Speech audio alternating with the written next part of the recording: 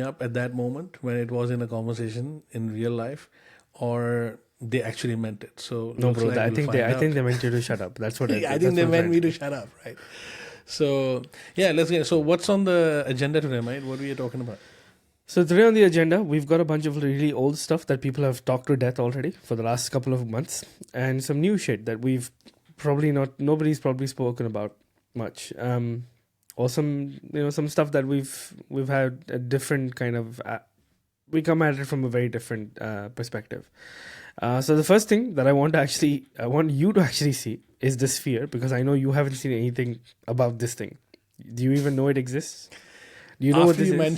After you mentioned it, I think I came across it in one of those YouTube shorts. But before it even could, I saw the sphere. But before the sphere could do anything, I just moved away from it. So Okay, good. I've not seen it. So I want to get that reaction off of you. But I heard they spend like a lot of money making it or something, man. Yeah. Oh no, I'll get into the details of it as we go through. We're also going to talk about biohacking and its recent sort of popularity and its resurgence in recent times. We'll also look at Neom, which is the big Saudi line construction project that they're trying to build in the middle of the desert, which is, apparently there's been some progress. So it could be a pipe dream, but it feels like there is some progress apparently. So we're going to have a look at some videos that they posted from their marketing agency. And we're also going to look at some technology that has led to the creation of Oppenheimer. And the sort of black and white technology camera that they've come up with, which is pretty interesting. We've also got XAI, which launched quite recently, and there's been a lot of buzz about that as well. And we've also gonna look at the Sag Aftra strike. The writers and the actors. Yeah, the writers strike, and how it kind of related to tech. And how that relates to AI. There are other reasons, but I think one of the core reasons is definitely AI that they're worried about. So one of the reasons is, but I think the primary reason is more about payment structures with regards to streaming and so on and so forth. Inflation is here, people. Inflation is here. Inflation is here, brothers. Yeah. Also some stuff with more AI stuff with AI generated celebrity art, which is actually quite interesting. I've had a look at this for a bit. Probably we'll get into some meta threads. We'll get into the relevance of watching Mission Impossible Dead Reckoning, which Umar has actually seen recently, so he wants to talk about it, obviously. Spoilers, most likely. I don't give a shit because I'm not that into movies, really. I'm disappointed you have not seen I know, brother. I know, but that's how it is. And hopefully we get to this because I want to see what Omar's perspective is on this one. The experience of playing inside the indie game after or post-COVID pandemic. So it looks to be a very interesting day, but let's see how far we can get today. Let's roll. So let me start out by sharing some really interesting stuff here. And I don't think you've seen this video, most likely. You've seen probably sections from it, but welcome to the sphere.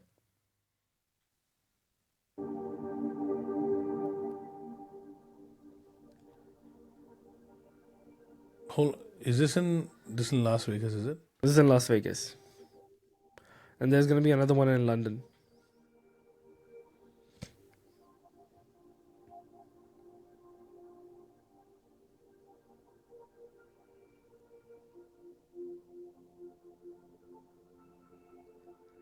Now that there be the sphere. This definitely looks like a spectacle. Like this is something that, if you were there in person, it would definitely have that wow factor, that's for sure. Mm-hmm. Far out, man. That looks huge, bro. How big it is? Huge. It is massive. It is... Yeah, look at that. It is so big, in fact. It has 580,000 feet of fully programmable LEDs. 580 square feet. Protected from like hail and wind. It's got like this massive coating on top of it as well. It's a $2.5 billion project, bro. Check that out. Wow, look at that. Like, you just imagine this driver. Look at the car. Look at the size of the car, and look at the size of the thing. I think all the hotels around it, they would be like Oh, ecstatic because their customers bro, get that view for free, right? The view of the street. exactly. But S- like, who So paid for this damn thing? Is it a casino or some shit? Like, is it no, part no, of no. it or It's a something? billionaire. This is the guy. What's his name? James Dolan. He's a billionaire. He owns Madison Square Garden. Okay. The other LED. It's like a massive. What do you call it? Stadium, which has like an LED on top as well. So he's really into LEDs. Bro, this is like nightmare fuel. This thing right here. Imagine you're driving around and you see a big freaking eye like looking at you Wow. on the street. But I think the best use of this is what I've seen is this thing right here. So check this out. It goes from that to like a big giant basketball, and it's basically the NBA, right? Yeah, the NBA is actually advertising itself over here, Wow. Look at and that is look just at the amazing. definition. Look at the clarity Yeah. and the fidelity of it. Like, oof. So Wow. you see, they're advertising their new Sunday league. Yeah. So basically, it's for advertising. Basically, you could use this sphere It's to yeah. advertise. So tomorrow, if You there's a can new use it to Mission Impossible advertise. coming, you could definitely use it for. Oh, use the 100%. sphere for it. 100%. I'm actually looking forward to the day when Ubisoft will put their Assassin's Creed on this thing, Yeah, and movies and you know, stuff like that. Yeah. movies and stuff. But the thing is that it's the issue is that it's on that sphere. Yeah. How many people are gonna look at it? Oh, Like, I'll how many give you an people example. no, but in Las Vegas, how many people are there who? What's the market for movies or anything to put it on? I mean, depends on the cost, right? How costly it is to Yeah. advertise on it. I'm guessing it's gonna be a fair penny to actually advertise on this. It's Yeah, not but gonna I'm be cheap. thinking about the energy drainage on that thing. Hello, climate people. Yeah, so so like where's Exactly. Greenpeace and those fuckers, right? Like who are trying to stop. I mean, look at the amount of carbon emissions and whatnot. Like, what about the energy consumption on this thing, man? It must be massive. It's man. it's gonna be insane. But at the Insane, same time, I think they're gonna do some carbon offset and all that stuff. I'm not sure how they're gonna deal with this. I only got interested in this because of the tech that is actually behind it. Yeah, Now, definitely. this is your actual sphere, right? So this is what it looks like from the outside. And we've got like a rendition of the moon over there, Okay. which is pretty like this is some Pretty solid. big boy stuff right here. Yeah. Now, let me stop that. Let me share another thing with you. So that's what the sphere looks like from the outside, right? Mm. Now you have images, if I can find them, of what the sphere looks like from the inside. So where is the thing? So it's got like a 100-man team working on this thing, or No, it's a proper. are these it's a like proper traditional team. billboards where you basically run it and forget it, like set it and forget it, or No, it's this gonna is like have a an office proper on the LED. inside where Yeah, I'm sure there's like some management team in there who's actually managing the day in day out, stuff for operation this of the sphere. thing. And So- let's say if an LED goes bad, like a piece of it goes bad, then they have to replace it. So that probably is happening from the inside, isn't it? Yeah, I'll show you all that stuff. So if I share this thing right here. Yeah, probably. It's not only a monument; it's also a piece of tech that can allow new forms of visual advertising, I guess. So have a look at this, right? This is the inside of the sphere. So what you saw was the outside. It's not, the LEDs are not just on the outside. This is the inside that is during construction, and this is the inside now after construction. So you've got the audience sitting here, and this whole thing up here is like the LED. So it goes around the audience. It circles around the audience. It What goes do you mean the behind them audience? as well. You can sit inside as well. Yeah, this is the auditorium. How big is the fucking auditorium? Look at the one. It's massive. That's It's like huge. what? That must be like 1,000 people. How big is that? It's probably about 500, 600 people. It looks more than that, bro. Because there's it's like a YouTube. a normal seating in a cinema is about 300. Oh, okay, then maybe that's This a lot looks more. huge, man. This looks 1,000 plus, man. I don't know. I don't know exactly how many because I need to find that out. Actually, that's a good thing to find out. But Okay. U2, I know that U2 is actually going to have a concert in here. They're one of the first bands to So actually do a concert. the LEDs are Yeah. on both sides basically. Yeah, There's inside LEDs and on outside, outside both. Yeah. and the outside. Yeah. So inside, there's an LED array on the inside, there's an LED array on the outside. Imagine, Both. I mean, you could even play movies on it. You Yeah. could watch a movie on it. You could definitely. So this is like the view of the sphere from like, if you're like on the street. I don't know if you can Wow. see this clearly. It's huge, bro. Yeah, but if you're on the street, you can actually it's see. It's like a planet or a moon setting down. Basically, Yeah. essentially. So At the there's end this of the one, horizon. and then there's another one by people making like memes already. Like what happens if Microsoft like has that crash the blue screen? Something went wrong. We're all just waiting for that from to happen. far, if you look at, I mean, with the top-down view, you can see this parking around it, and this. Yeah. So this is like the inside. Check out like the 160,000 square feet of display inside. So 3 on the football inside fields. of Look it. at that, bro. That's huge. Huh? Yeah. 3 football fields. So that is, it must be able to house a lot of people.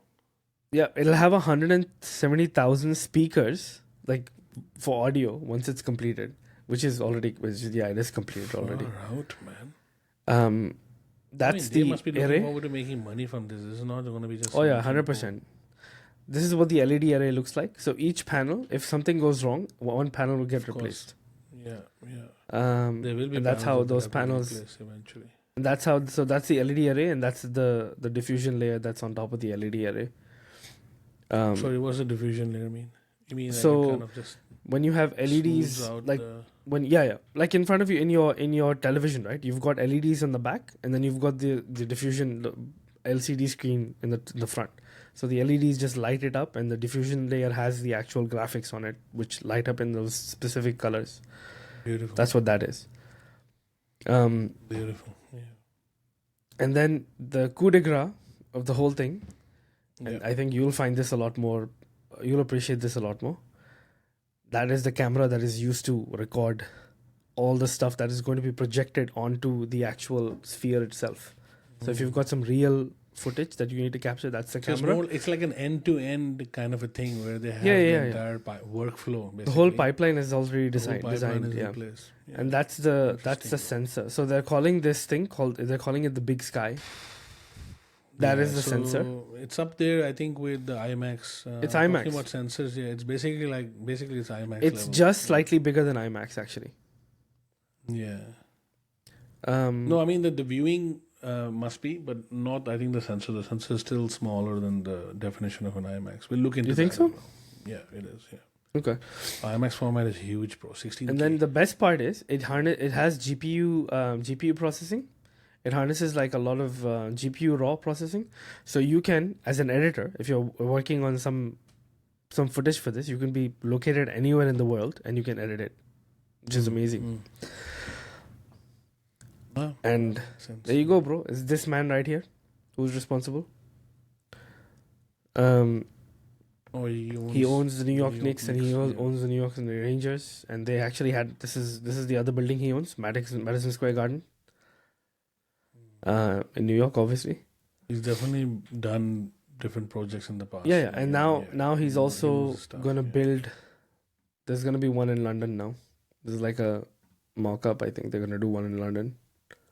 Basically, it's a stadium of the future, if you think about it. For the moment, yeah. This is how the stadium of the future is gonna look like. Look at this shit. Look at functions this. as an advertising thing.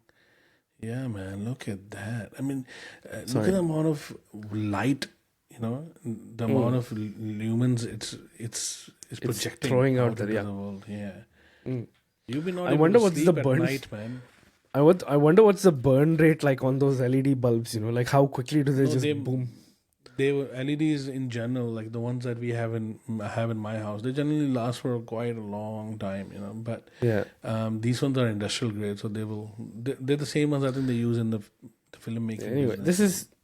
this is when you compare this to is Neom, very good stuff. this seems like okay, it's a lot more feasible, and it can be achievable, and it can become profitable. Whereas Yeah. Neom kind of seems like a pipe dream. You know what I mean? Like It just seems like, yeah, okay, fine. You're throwing a lot of money at this project, but Yeah. really, how Actually, feasible go is ahead it? and play the Neom video, the one that I just put into Yeah, the... let's just do that. So, moving from one ambitious project Talking to about another. structures, yeah. And So, what we just saw is the sphere, which is an ambitious project that actually exists, to an ambitious project that is probably going to exists. exist. Yeah, is going to exist into Is the future. hopefully going to I think exist. they're trying to get it up and going. A decent chunk of it, they wanted to get it built and operational by 2030, because that is when the Saudi World Vision happens. Neom is real. I like how they start by saying Neom is real, like as if it's not. People Because are a lot looking of at it people going like, criticize "Oh, them for that. bro." Like it's just, yeah, a lot of people criticize them that saying that, look, this doesn't look like feasible This at doesn't all. look real, Doesn't bro. look achievable at all. Yeah. Looks like just a marketing campaign. Future of work, living, and sustainability is coming to life.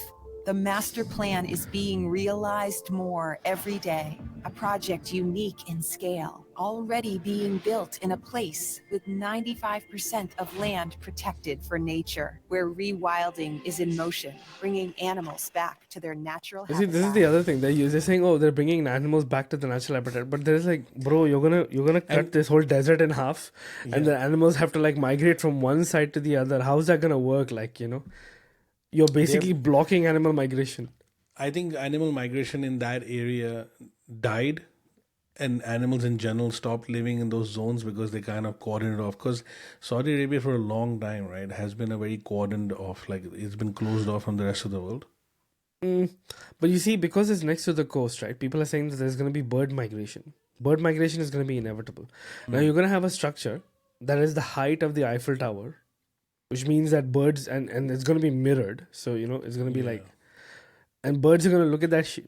But bro, it's going to be like birds are going to like die just like running, slamming themselves into the thing. I think, yeah, so I think that structure in itself, the walls on the left and the right, my understanding is that there will be gaps in it. It will not be just a closed off structure. So I think animals should be able to fly through it and everything.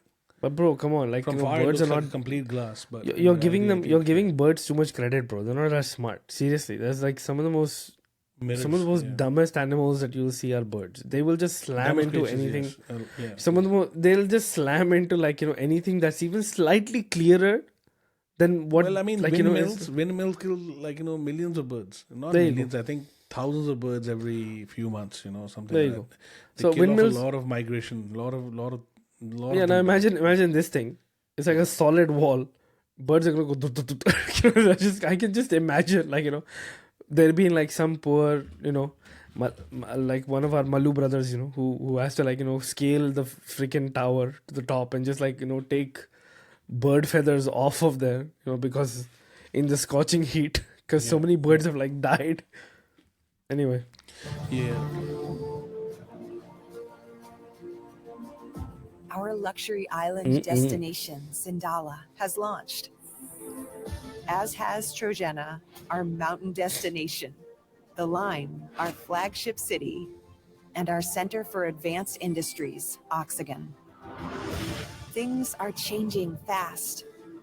In 2022, we launched companies including Tonomus, our world-leading tech and digital enterprise, and Enoa, responsible for managing Neom's first-class sustainable energy and water systems, featuring the world's largest green hydrogen production plant.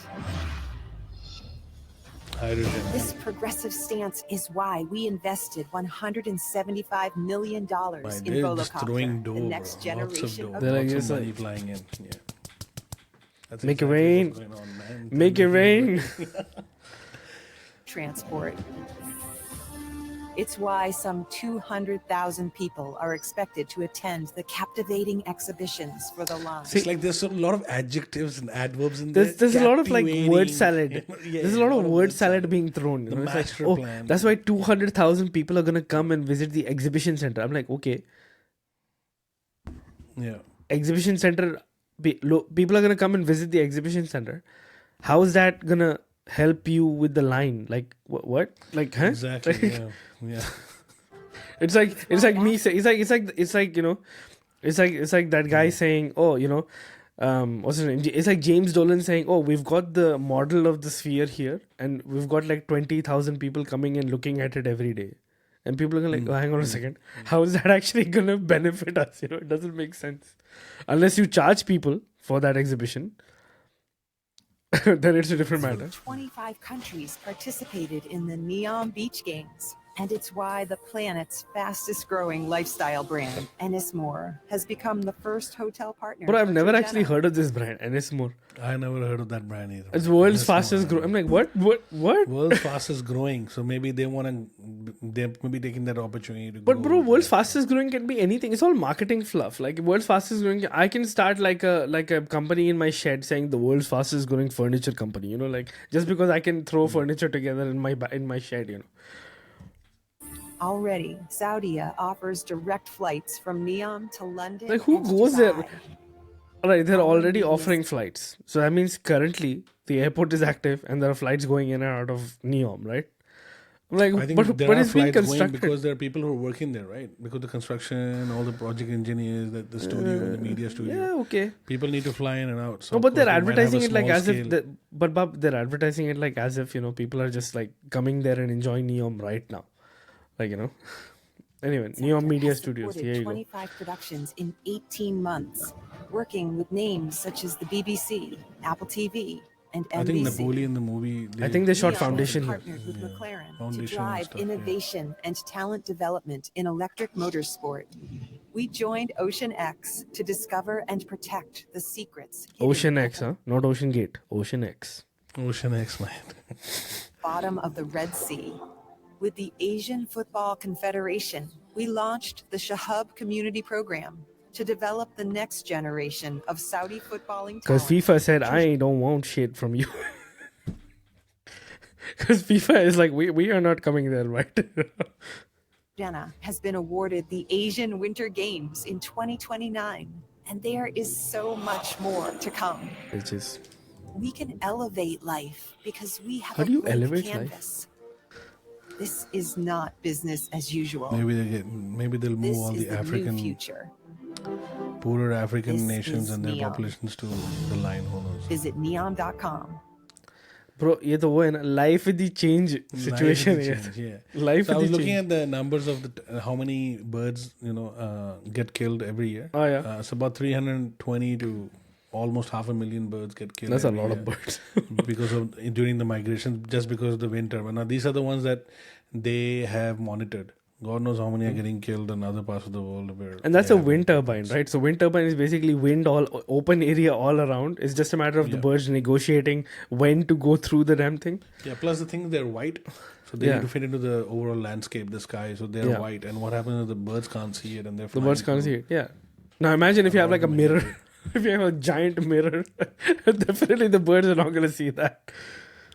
It's called progress over Perfection. perfection, Mr. Sir. Progress, not perfection, you know. Progress, over perfection. Anyway, look, at the end of the day, if really Saudi can actually pull this off, right? All the environmental disasters notwithstanding, if they can pull this off and somehow prove to the world that, bhai, dekho, this is like a big thing that we've done, then all good, like great for them, bro. I would actually be very interested to just go and visit it and just to look at it, like, as a marvel of like human ingenuity, basically. Yeah. And, That's I what mean, they're of trying to course- do. Because they're trying to think, okay, what is that we can create that can really be. It's like, Dubai. The Middle East is known for that. Qatar, especially Dubai, for years has been known to build these mega structures, mega islands, and all their projects have been based around, okay, something that does not exist in Europe, something that doesn't Like, exist I remember- anywhere else. I remember when they were building the Burj Al Arab, right? And I was there during that time. That was like towards the tail end of my life in Dubai. The Burj Al Arab was like this big fantasy project, essentially, at the You mean time. Khalifa, which is now Khalifa. Oh, Burj Khalifa, Dubai. sorry. Burj Burj Dubai sorry. was the one that changed to Burj Khalifa. Yeah, they changed the Burj Khalifa. Sorry, my mistake. Burj Al Arab is the hotel. My mistake. But even Burj Which in Al Arab, itself bro. also is a massive. But when they were building that itself, people were like, "My, this is a pipe dream," And they actually built it, and it was They like built it. it was like, okay, fine. Same thing with Khalifa. A lot of Yeah, people Khalifa, thought, like, same how thing. the hell they're gonna Like how are they gonna build it? But bro, in Burj Khalifa, they had some like oversight. Like there was a lot of stuff that they didn't think about. Like nobody thought about the whole septic tank situation, which was which was quite It'd be interesting. interesting to see into that, right? As to why the septic tank situation never really, like, why didn't they have a proper system in place for sewage, right? So I wanna speak to who was the product manager for that one. Like seriously, I wanna ask him. Like, all right, there are what made documentaries on there. no? What the thing is, most of those documentaries they're actually ridiculing, rather than objectively kind of trying to understand what was the thought process of the people who were building this. Either they're ridiculing or either they just showcase just fronts for promotional advertising. Like a lot of Discovery documentaries, all they are just promotional.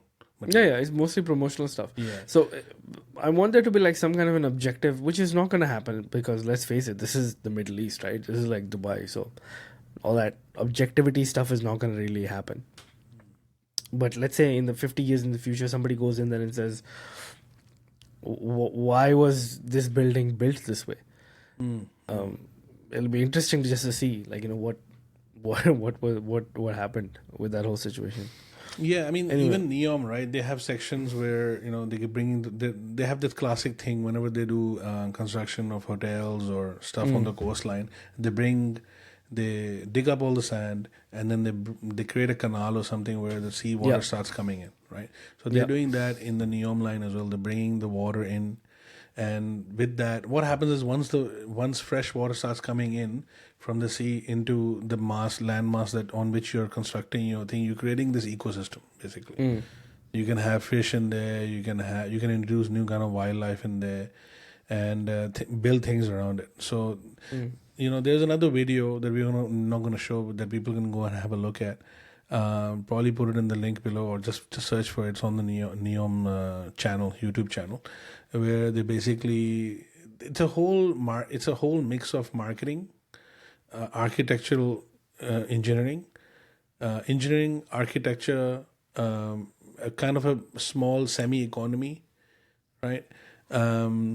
They're building an airport. They're building an industrial zone where basically you can do trade and repackaging of goods and shipping. Yeah, and they call it Oxygon, and in that they're going to have a international style seaport, and that seaport from the Red Sea, all the ships can stop over, lift and shift, all that kind of stuff. No, but that's the thing. It's a grand plan, right? It's a grand plan. It's not just it's not just one tall building. But it's a great grand 100 plan. kilometer structure. Yeah. But the problem is that it's a great grand plan, but the problem is that humanity, right? Human beings, they don't work like that. They don't work according to grand plans. Situations change, geopolitics change. Things. I think they have so much money, they can just throw so much money on it at it. I think that's the problem. Yeah. I think that is the main problem. They have a lot of money, and they're thinking, we got all this money, let's just spend a few trillion, see how we go. Yeah.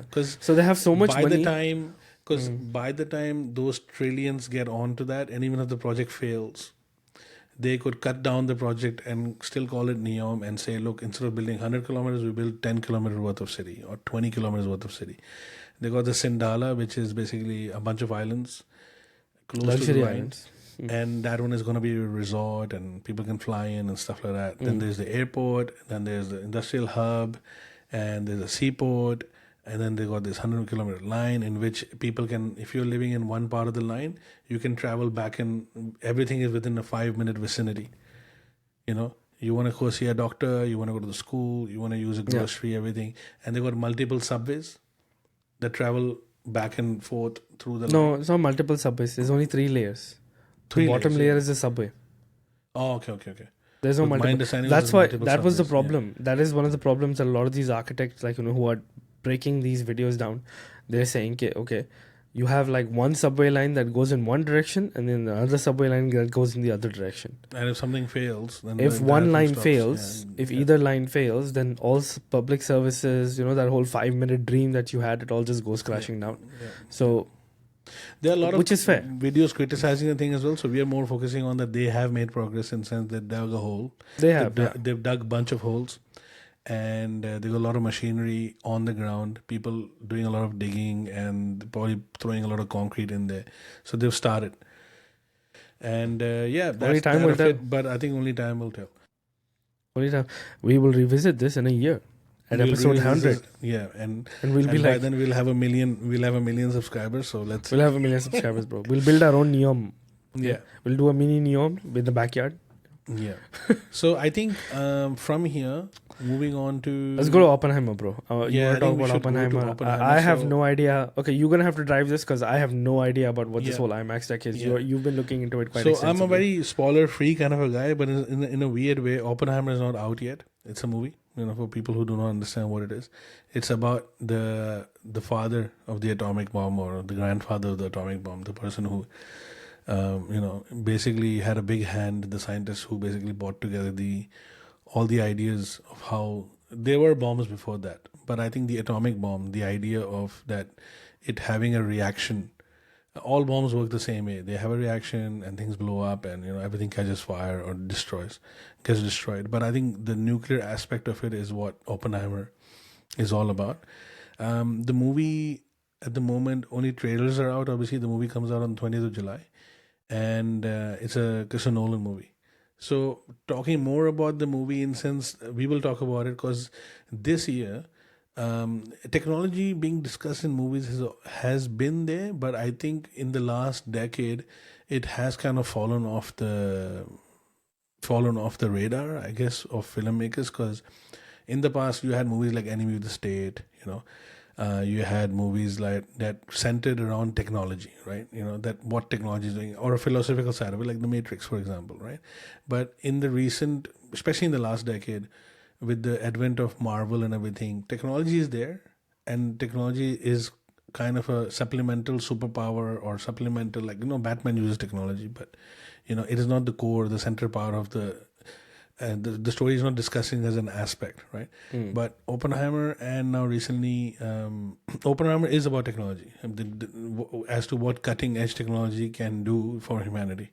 It can be a good thing, but there's a flip side. It is also, in the wrong hands, can be a bad thing, right? And at the moment, with the current war happening in Ukraine and all that, so I think Oppenheimer could not have come at a good time, because it raises all these questions, philosophical questions, social impact and everything. And being Nolan, he's created this movie in a very specific kind of a format, and we're going to talk about the technology of that format. And same thing, watched Mission Impossible. For all much as hate, I guess Tom Cruise gets with all that Scientology cult bullshit, I think that he's focusing on being the best version of himself, and people have now put aside that whole idea, their qualms about Scientology and his relationship with it, and just focusing on that he's doing a job, and his job is to entertain people. Yeah, as long as he gets, as long as people are entertained, people will tend to generally forgive the biggest issues. Yeah, correct. So, and the new Mission Impossible movie, Dead Reckoning, as they call it, it's kind of Mission Impossible, I think the first 3 movies they did well, and then they kind of put it to bed. Tom Cruise went on to do other projects and he disappeared. And I think it was in 2006. After that, they came back with a whole new team, introduced a bunch of new characters, and they created kind of a reboot, kind of in a way, semi-reboot. I would call it that, but people say no, it's a direct continuation. To me, they kind of made it a very loose reboot, right? In which what happened in the previous life of the character Ethan Hunt, which is played by Tom Cruise, they don't really give too much care about it. It's like, they have it on the back of their mind that, okay, this character has a past, but they don't pay too much attention to it. So sometimes they will do things in storyline that kind of contradict. Now, technology in Mission Impossible, again, has always been part of the storytelling, the plot. The story revolves around the team or the villain or someone using technology to get from point A to point B or whatever. That's how these stories were. But now with the new Mission Impossible, Dead Reckoning, the main villain, spoiler alert for everybody, which you kind of find out in the first, 10-20 minutes of the movie anyway, is that it's AI. So there is a singular AI okay, and it's taken hold of nefarious people, and nefarious people are now serving this, almighty entity, the god, Yeah, you know, yeah, you AI know, itself, when you and they're just told me doing that, its right? and they're doing its they're doing its bidding. But And Tom when Cruise you and team said are that, now running. The clock is now ticking, and he's running against time, basically trying to save the world. And of what impact we don't know what it'll have, but the AI is able to do things in the movie, which I will not spoil for people, which are very relevant for our time today. And I yeah, think we'll revisit this in a more spoilery way when the time comes. So from a tech side point of view, then I was just surprised. I recently um, I heard a Robert Kennedy Jr. interview on the Lex Friedman podcast. I'm not a regular listener, but I appreciate when some good guests come on. I listen to it, and in that one, he talks about specifically about how the deep state, it has complete control or fingers in all these pies, or hands in all these pockets of networks, television studios, and movie studios, right? And when you look at that movie, the new Tom Cruise movie, right? You look at that script, you look at the storyline as to what the main villain is, an entity which is untouchable. It's AI. It's not a human being, and how that AI is able to manipulate things on a grand scale, and this team of human beings are trying to stop it, and they just kind of are incapable against that, right? It's just such a unique concept. Mentally, when you're talking to people, it sounds like a huge, it is fiction, but it is now becoming a reality in some certain parts of the world, in certain sectors of society, like Chat GPT, whatever.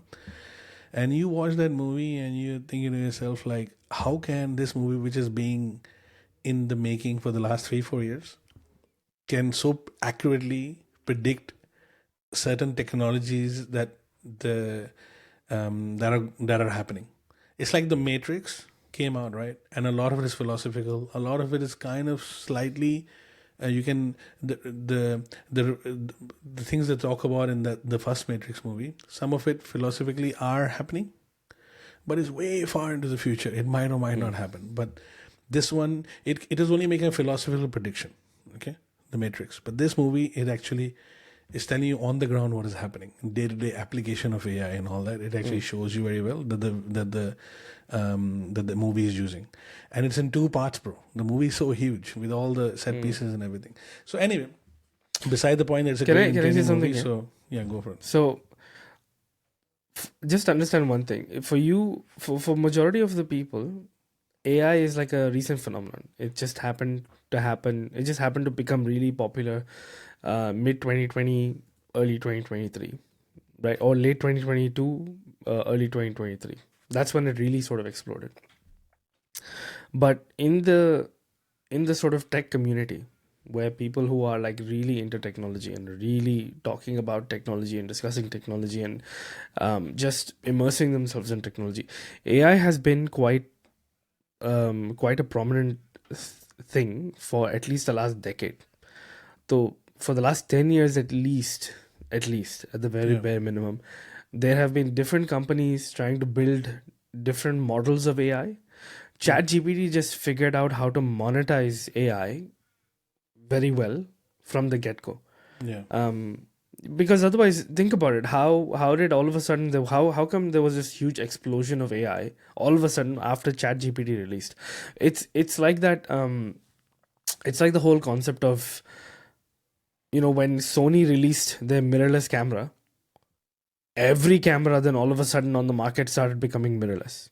Yeah. How did that True. happen? How did all these different companies come up with the same technology? Well, the truth is, because that technology was being developed over decades, there was a lot of industrial espionage that happened. There's a lot of like learnings, like some people get fired from one place, they go to another place, they take their learnings Yeah. from that previous place. That's So what I all think that happened with stuff.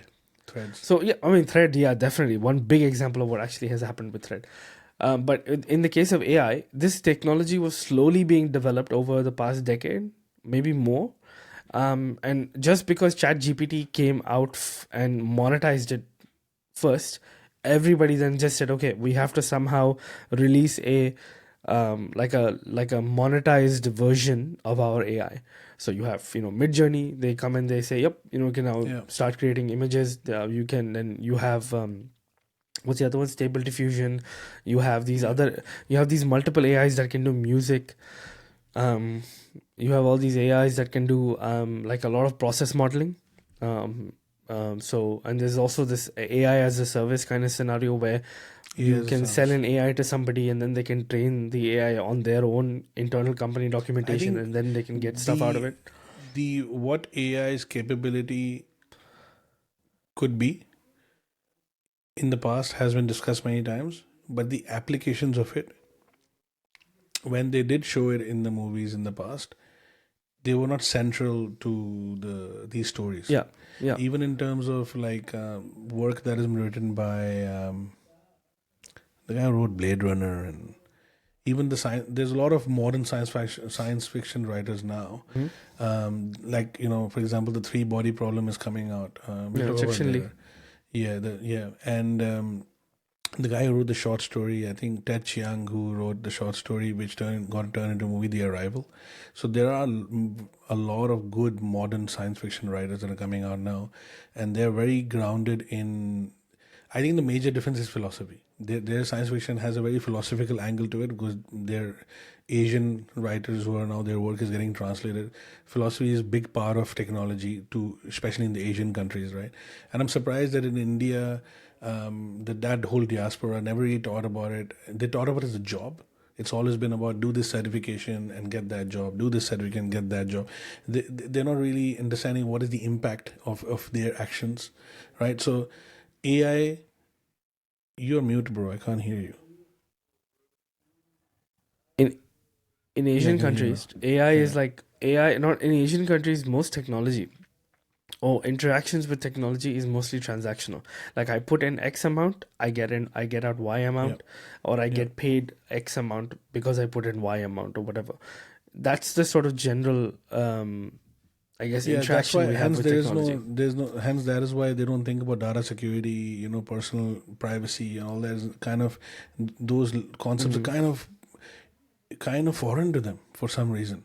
They don't really think about it. Although privacy is a thing, but it's more physical based, not the your data. You being put into some kind of server as numbers and zeros. I mean, ones and Because, zeros. bro, that's a relatively new concept again for Yeah. humanity at large. That kind of thing where your But data. a country where all the IT infrastructure takes place, they do all the service providing of the world.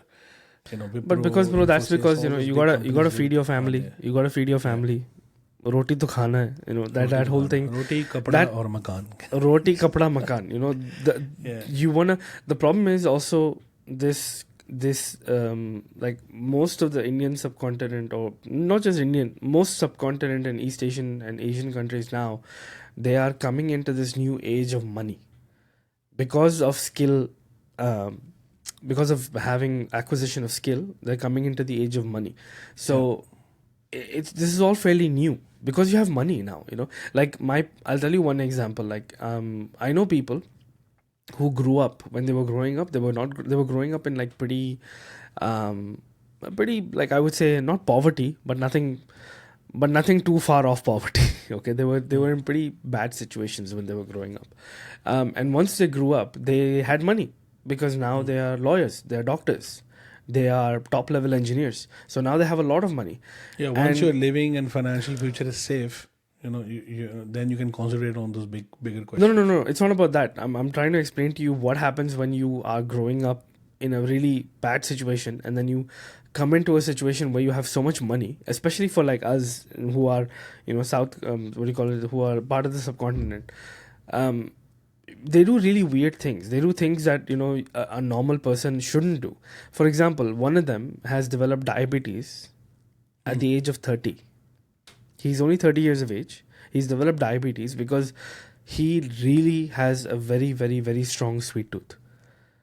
Because when he was young, he wanted to go in India. When he was really young, he wanted to go and eat all these sweets, and his parents just couldn't afford them because they could only afford it, at special occasions like a birthday, and even then he would get only like half a tikki or something like that, And for him, it was that loss opportunity to taste those things. But now that he has so much money, bro, he eats so much sweets. True. And you know how Indian sweets are? Indian sweets are basically sugar. Like, it's sugar, pure sugar. It's sugar caked on with flour. That's what it is. Most Indian sweets are. Sugar and flour and sadly speak vegetable oil, not ghee anymore. Yeah, not he anymore. But my friend, this friend of mine, he is basically a connoisseur. Like, he knows the places where they actually put ghee. In Australia, they put ghee into their sweets, and he will go and buy it only from them. Yeah, so that's good. What I'm saying, it's not good, bro. He's developed diabetes because of overconsumption. What I meant is me being that kind of person who likes eating something a bit more authentic with better ingredients. Yes, that's good. But yeah, okay, that's good. I'm not saying that I'm. Anyway. We're not. Sugar is not good for you. Yeah. We're not. I'm not trying to criticize him. We're not models here. Okay, we are fat ourselves. For it, bro. Okay? Criticize. Yeah. We are like chubby guys ourselves. Okay, I'm just saying that there is a line between overindulgence in something. Yeah. And maybe just enjoying something a little bit. But what I'm saying is that people, when they get money, they just don't think about all that stuff. They don't think about their health. They don't think about what's happening. They're like, now I can indulge in this. Same thing with with what we're talking about with data. Now that people have money, they have phones. They have access to the worldwide internet. Data is also internet. a big part of the whole Mission Impossible thing. So I think that, as you're talking about that, different parts of society have a different way of dealing with technology. So I think these movies are also doing the same thing. So if you look at Oppenheimer, it's about to come out, it is basically not dealing with ones and zeros, but in reality, everything is math. So so by that definition, whether it's AI or whether it's the atomic bomb, everything is an interface in the sense that human beings are for the first time discovering a piece of tech, and their reaction and their relationship to that piece of tech is what is on the big screen here that they're showing you. One is more entertaining, the other one is a bit more philosophical, which is Oppenheimer. So what I want to talk about Oppenheimer is, although the movie is about the discovery of man's ability to harness technology, right, and its destructive power, right, whether it be for good or evil or whatever intent, the tech that's behind it to show that vision, we'll talk a bit about that. So I just found it very interesting. So I thought maybe let's have a look at this one here. The tech is definitely interesting. I know that they actually came up with a new type of black and white camera, digital black and white monochromatic camera for it. So I'll show you this one here.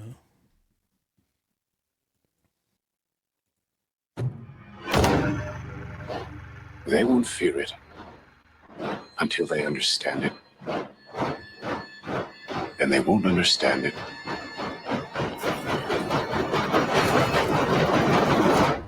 until they've used it.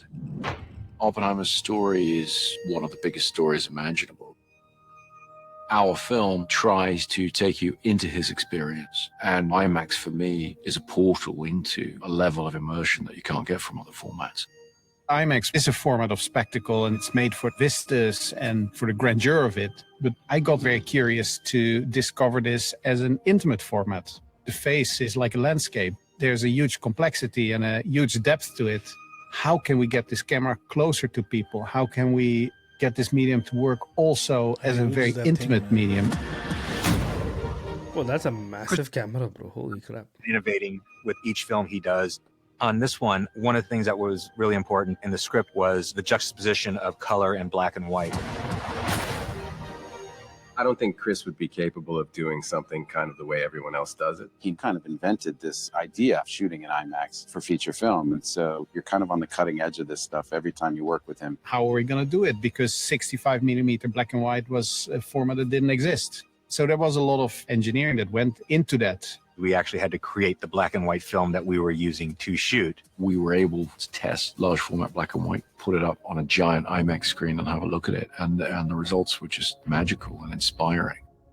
I was sitting in the back of a 47 Packard with an IMAX mag on my lap, trying to get this driving shot. And I just felt like I went back to some origins of great cinema school. Because, these lenses are coming at you and they're this close and it wakes you up. We've shot with IMAX many times on other movies, but watching the very different sort of film on that big screen, it sort of makes you gasp. You're right in their experience. I think it feels quite human. It Bro, pause feels it, like bro. you are in that moment with them. So that big box is basically the film itself. Yeah, bro. That's the It's a thing. film reel. Okay, I thought that was like, a heat The- sink or something to cool down the camera or whatever. The idea is that I think this is the. I mean, me being a film buff and all that, I think that I don't want people to think that we're doing a movie. I mean, yes, movies are part of the tech. You're using the tech. When you talk about the tech, you're obviously going to talk about the use and the application of the tech, which is obviously the movie. But more than the movie, it is the idea itself that you are. It's very ironic that they're talking about a piece of technology that is quintessentially core part of human civilization, which is the nuclear energy, right? And on top of that, they're using a technology that kind of has been pushed aside because of the whole digitization of things, and now Yep. they have these tiny cameras like GoPros and everything, and they've used that they use these portable cameras on those stunt work that they've done in Mission Impossible. So you watch those kind of movies, they are using cutting edge digital technology, but in reality it does not mean that something is new or digital, it's better than the classic technology. So although the technology is analog, it is still technology. Analog has a very backward kind of a very classic, a very what do you call what's the word for archaic kind of a feel to it, that sound to it, analog, or digital is better, but analog is still technology. It is still technology that's just not being developed, and उसके फायदे कुछ और ही हैं, right? So they are talking about technology that is, although it's a period movie, and the movie is talking about technology that's impacting human beings at this very moment, okay? And the idea that the guy says, right, they would not know what it is until they've used it, right? So that's another, and that is so relevant to our time. The problem is everybody knows that AI, it could be dangerous and everything, and there could be all the unknown consequences we are not aware about. But the problem is we cannot know what they are until we use it. That's the dangerous, And I think that's another thing that's unfortunate happening. or the fortunate part. You might whatever you want to call it. That's actually happening right now, right? Like in our industry where we are working right now, there's this almost hidden a sentiment to not engage with AI, because people feel like if they engage with AI, they are now then giving the AI the power, and therefore their own personal agency is being lost. I've actually come across these people in my area where I work, which is heavily influenced by technology, and we always deal with new technology day in, day out. There's this growing sentiment where people are going, well, if I use ChatGPT to do a lot of my work, then what am I there for? Or if I use Copilot to do a lot of my work, then what am I for? And by the way, bro, Big Sky's sensor, the sphere, the Big Sky, its sensor is bigger than IMAX. IMAX is 65 millimeter. This is 77. Oh, okay. So Big Sky is bigger than IMAX. Big Sky is bigger than But I think the other thing is also this, right? Not by much though, just by 10 mils. It's not that much. So it's not like the sensor might be bigger, but I think that because it's being shot on film, 18K. Because it's being shot on film, more resolution does not mean that it's got more depth in sense of the colors and everything. Pixel density. We're talking about pixel density. Correct. It's a negative, and the negative has its own, because you're literally burning. The light enters the camera, and it literally burns. Imprints. It causes a chemical reaction and literally burns an image onto the actual frame. So I know. Digital technology, which is this pathway here, although they're running in parallel to the analog one, it's just that it remains to be seen whether analog. I think analog is still superior, because you can definitely take that 65 millimeter film, and then put it through a scanner that will scan it at like a much higher resolution. You can probably scan like this particular sensor of Big Sky. It records only at 18K resolution.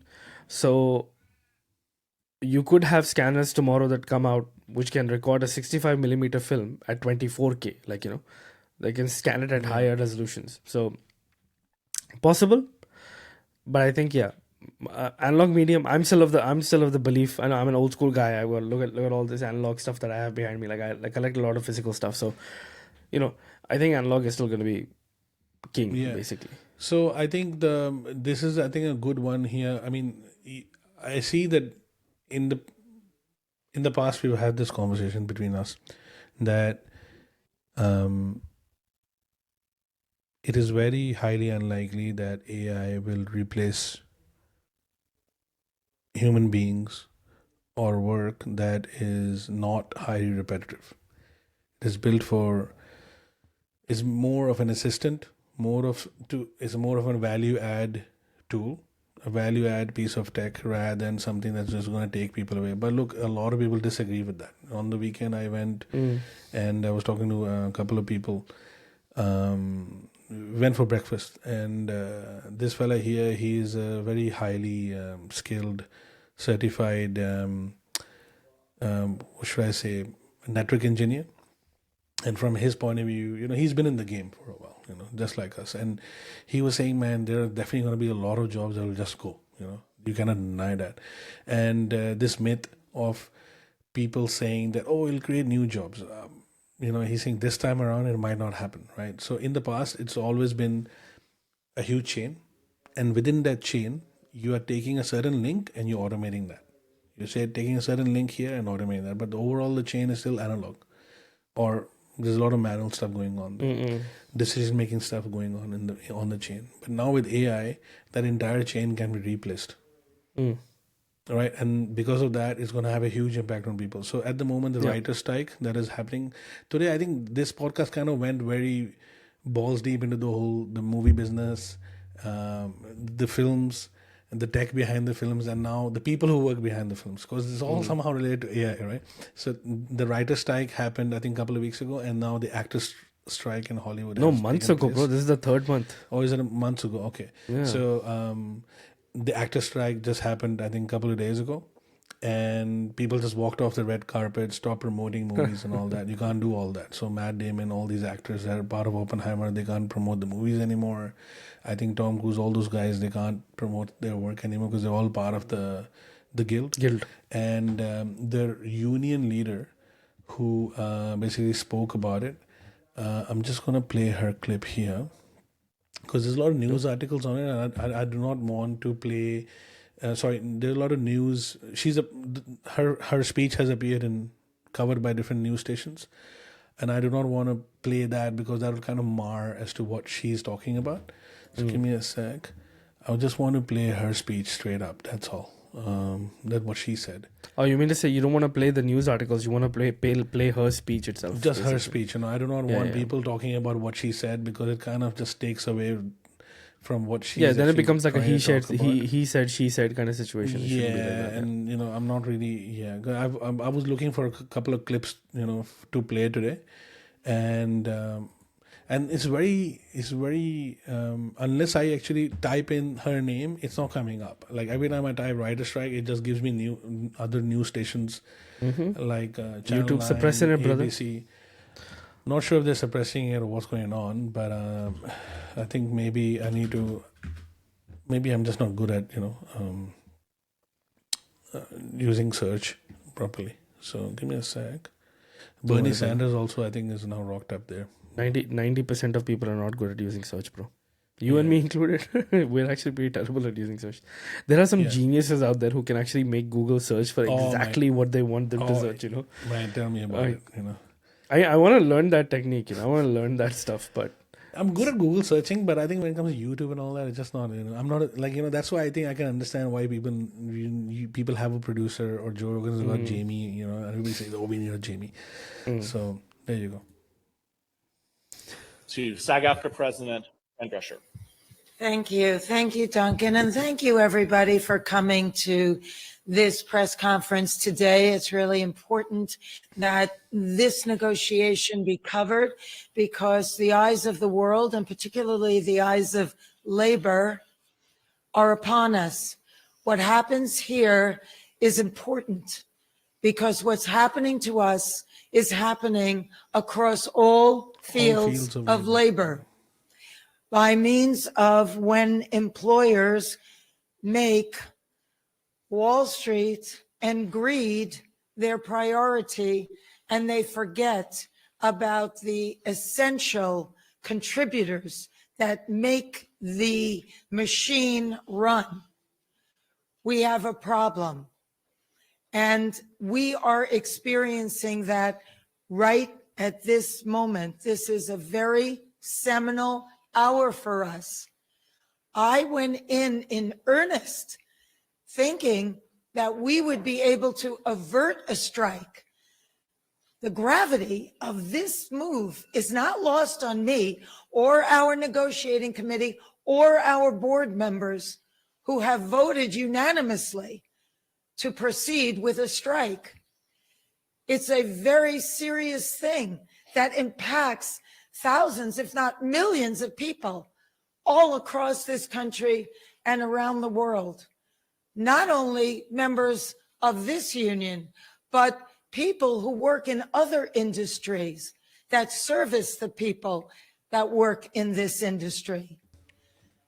And so it came with great sadness. So just that to give we came people a bit of context, I think she's, the head of Sag Aftra, which is basically the actors union, right?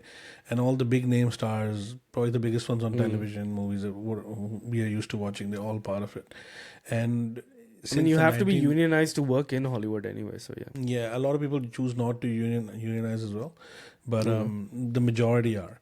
And my understanding is this, that in the 60s, the writers and the actors was the last time, and they've gone on strike separately, but for certain reasons, but at a massive level where both have gone on strike together is only happened in the 60s. So since the 60s, it's never happened. So of course, inflation, all those there are factors of that kind. The pays are not going up. Inflation is in place, and it's happening everywhere.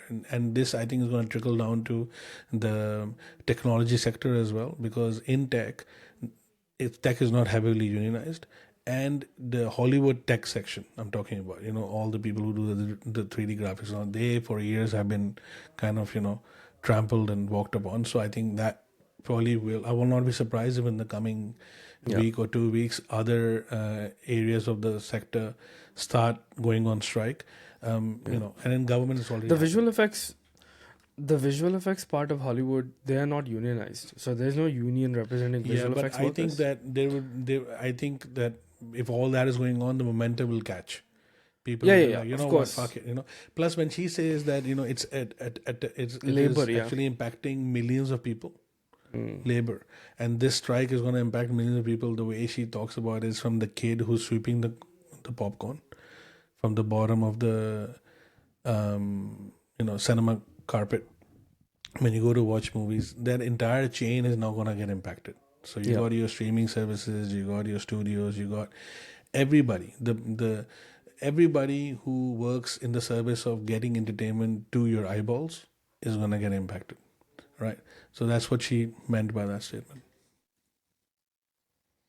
To this crossroads, but we had no choice. We are the victims here. We are being victimized by a very greedy entity. I am shocked by the way the people that we have been in business with are treating us. I cannot believe it, quite frankly. How far apart we are on so many things. How they plead poverty, that they're losing money left and right when giving hundreds of millions of dollars to their CEOs. It is disgusting. Shame on them.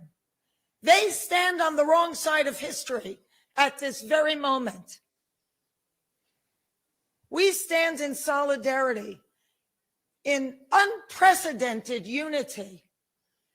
Our union and our sister unions and the unions around the world are standing by us, as well as other labor unions. Because at some point, the jig is up. You cannot keep being dwindled and marginalized and disrespected and dishonored. The entire business model has been changed by streaming, digital, AI. This is a moment of history. That is a moment of truth. If we don't stand tall right now, we are all going to be in trouble. We are all going to be in jeopardy of being replaced by machines and big business. Who cares more about Wall Street than you and your family? Most of Americans don't have more than $500 in an emergency. This is a very big deal, and it weighed heavy on us. But at some point, you have to say, no, we're not going to take this anymore. You people are crazy. What are you doing? Why are you doing this? Privately, they all say we're the center of the wheel. Everybody else tinkers around our artistry, but actions speak louder than words. And there was nothing there. It was insulting. So we came together in strength and solidarity and unity. So I think that what basically is pretty apparently clear as to what she's talking about, and the reason why I thought that this should be part of the today's discussion is that there is actually a genuine amount of fear among people that their jobs are going to go. Yeah. And in certain sectors, the jobs will go, but not entirely. And in certain sections, jobs will not. There'll be no impact. My gardener is not going to be impacted by AI for now, unless Suhib decides to machine that actually has an AI. Suhib decides to venture fund, using his millions of dollars to fund a lawnmower that is like a that is run on AI. Half Dyson, half Roomba kind no, of. It'll be a deer. What was that? A deer. A deer bot. It'll be like a deer bot. robot. Yeah, exactly. It'll be like an animal that's a deer that actually eats. No. John Deere. John Deere tractors, right? Yeah. Yeah, it'll be like a John Deere, AI assisted friggin' lawnmower or something. Right? Yeah, it'll just go from one lawn to another lawn and just and it'll shoot the bill to your to your digital account online, and you just get a notification that. Why will you shoot the bill, bro? You have to pre-approve it. You put all your details in there. As to how many up to how much the grass should be before it actually cuts. Yeah. Right. All of that. Yeah, it exactly. scans it and then it cuts. Otherwise, it doesn't charge you. It doesn't charge you. So I think that the genuine fear is this. And if you've got a grey patch over there, it'll paint it green also, no problem. The writer's strike, which began, it's been there for a while. The problem of not getting, writers not getting their fair share. But on top of that, now AI has come in, and now a lot of writers are feeling like, you know what, unless it's a live show or something that basically elimination of writing from certain sectors of the media industry, will take place. And they're worried about that, and they want to unionize and see what, they want an outcome there. And the actors is even more problematic, as I've been talking about, that there are photographs on Midjourney and on the internet where people have now started generating AI art. Some of it is very frivolous. Some of it is basically all out nudity, especially in it's not rampant, I would say, but I have seen some photographs where there are actresses from Bollywood and Hollywood who basically they use AI to generate images of them, wearing bikini and whatnot, kind of basically doing things that they wouldn't do. Yeah, and in their likeness, they're creating all this AI art, and now it's a problem, And now I think there is an agency that has just I think come in. A lot of agencies, I think the ones who represent actors, they've started opening up that arm of their business where they want to now license your likeness and look into the idea of, okay, if you're a famous star and they want to use your likeness to create a character, which they kind of did in Star Wars, right? In Star Wars they created, I think, Mark Hamill and other actors, right? So it's not the first time that likeness has been used, but most of the time those actors are kind of alive. But in Star Wars, I think one of the Princess Leia, who's the lady who played Princess Leia, she died, and they had to, Carrie Fisher. So they had to actually, recreate her using 3D graphics. So And they had to get permission from her family and from her friends and from her daughter But and all now that I stuff. think Yeah, they there was want to like a whole bunch of stuff. streamline the process. Nothing is more important to CEOs than streamlining Yeah, the yeah, process. of course. And Man. what she's talking about, that these studio execs who make millions and millions of dollars, right? And it's unfair. In reality, I watched a McKinsey documentary that I think Steven Chowder did, and he talks about 30 minutes. That's one of the worst companies, and What? it's the Sorry, which most company? evil. McKinsey and Co. The consulting McKinsey. firm. The consulting firm. Yeah, McKinsey, I know. And Yeah. one thing that he highlighted in that documentary, it's a 30-minute documentary. I recommend everybody watch it. Have that perspective. Is that the idea of We'll put it in the flattening the comments. middle layer? We'll put it in the description. Sorry. Yeah, the flattening the middle layer, flattening the middle management layer, and paying executives top money in order to flatten those layers and create efficiency in terms of getting rid of staff and everything, and then moving that money upstairs into the executive layer is all McKinsey. So in the past, an average CEO, like 2-3 decades ago, an average CEO used to get paid about 20 times salary as a normal worker. Now it's 300 times as a normal worker. So the Yeah, I mean, divide is in growing. Japan, in Japan, because I think the McKinseyan style hasn't actually permeated Japanese corporate culture. So in Japan, Nintendo, right? The biggest, like the game company, Nintendo, Yep. its CEO earns only like $2.5 million a year, which is like nothing compared to what Bobby Kotick earns, from Activision. Bobby Kotick earned 40 million last financial year. He made 40 million, and Andrew Ryan, I forgot what's the EA's Electronic Arts CEO. He made something like 15 million or something like that. So yeah, compared to like that, if you look at the Gulf, it was like 2.5 million is like nothing compared to like what these other CEOs are making. And this is Nintendo, right? They arguably have like one of the most profitable gaming slice of some of the most profitable gaming pie in the whole world. But yeah, that's right. That I like I said, and probably McKinsey has an infiltrated Japanese corporate hierarchy.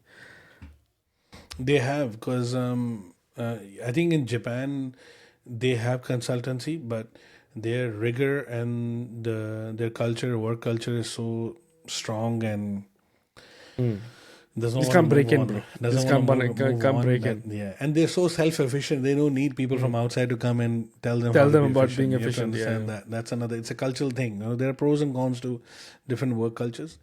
So yeah. All right. So I think that was that, and hopefully, let's see. There's a lot of things that are going to. So yeah, AI generated celebrity art is another one that I think is a looming threat to a lot of people. So if I kind of just just to end on that note, screen share with you. If you just a simple Google search, and you can see what is going on. So look at that. Not safe for work AI gen art, right? So already you can see there's so many mostly is being used for not safe for work. But if I just look at more images here, you can see, this is this is actually not that great if you think about it. But there is AI generated artwork that is taking place already now. Look at this, right? That people are using to create photographs of people who are not really photorealistic, by the way, these images that exist. I saw some of them where they generated like AI art of Freddie Mercury if he was like in a concert in the modern era. Like what would it look like? Yeah, I've seen those arts. I mean, I'm not sure if you've seen, but if you look at, we'll go back to this one here, and I'll Google search. You've seen the, what do you call Star Wars? I've seen like art of Christopher Reeve in like different movies. There's somebody who actually made they actually used Stable Diffusion, and they replaced the main actors in what's that movie? What's that show? Last of Us. Man, they replaced him. They have Quentin Tarantino's version of, but this is probably the best one if people want to get an idea of what I'm In a talking galaxy far, this is- far yeah, of away, course. prepare for a reboot like never before. about. This summer, Wes Anderson brings you a side of the Star Wars universe It's all you've AI never seen generated. before. The Galactic Menagerie. Join this The ragtag Galactic crew of Menagerie. unlikely heroes as they navigate the absurdity of the cosmos, challenge Absurdity the of the Empire, and cosmos. redefine what it means to be a rebel. Our mission is simple.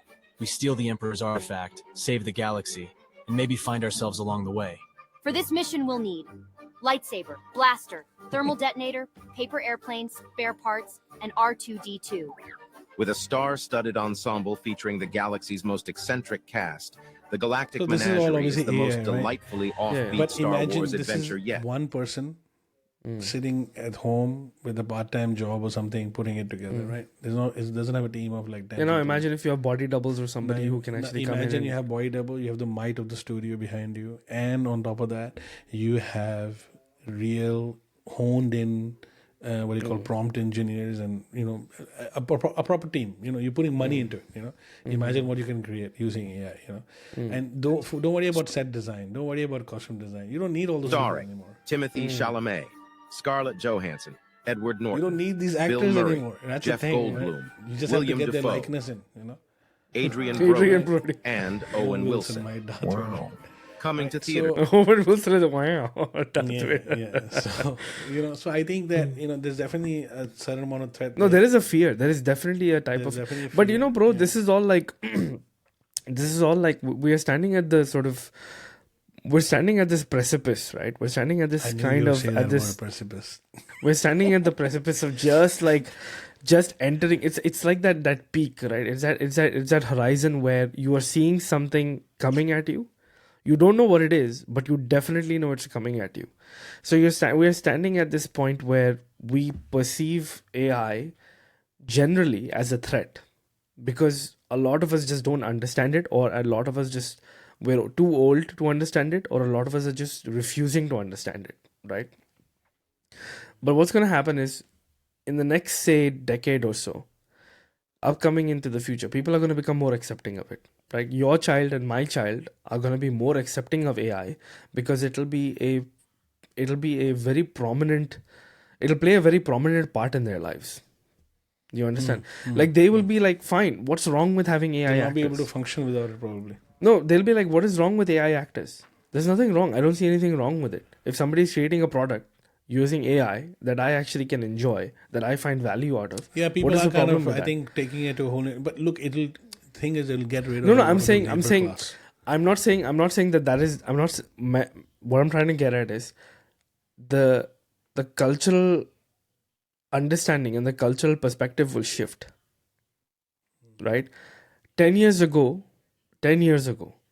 you could not imagine, absolutely could not imagine, a piece of software like Word. No, not 10 years ago, actually, 20 years ago, 30 years ago. Okay, you would not imagine a piece of software that would come in like Word, that would do auto spell checks for you. Okay, if you're writing a script using a typewriter, just imagine that era, using a typewriter. You're writing every single word, every single page on your own. There's no screenwriting software to help you write it properly. There is an Excel ad. Okay, exactly what you're saying. It echoes that same sentiment. There's an Excel ad that was made in the 90s. It's on YouTube, and it's that. I know which ad you're talking about. And it has autofill in it. Autofill. Autofill and creating, like, when Excel first dropped, I'm sure a lot of accountants, they probably lost their minds. They were like, dude, we're going to be out of a job. Like, that's what they probably thought. Yeah, they did. Yeah.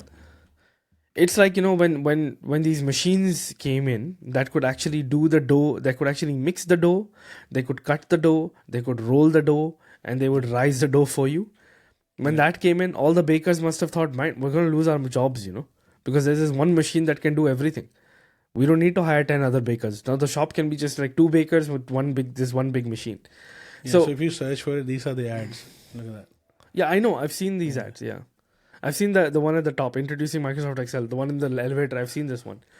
So this one, I'm gonna just skip through it a little bit, just to go through it. People can watch it later. But like this guy, he's anxiously waiting. She's, I think, the CEO or executive waiting for a meeting. This looks like Wall Street or something.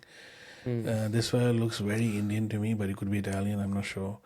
But anyway, he's like, mate, we're running late. Come on, let's do this, right?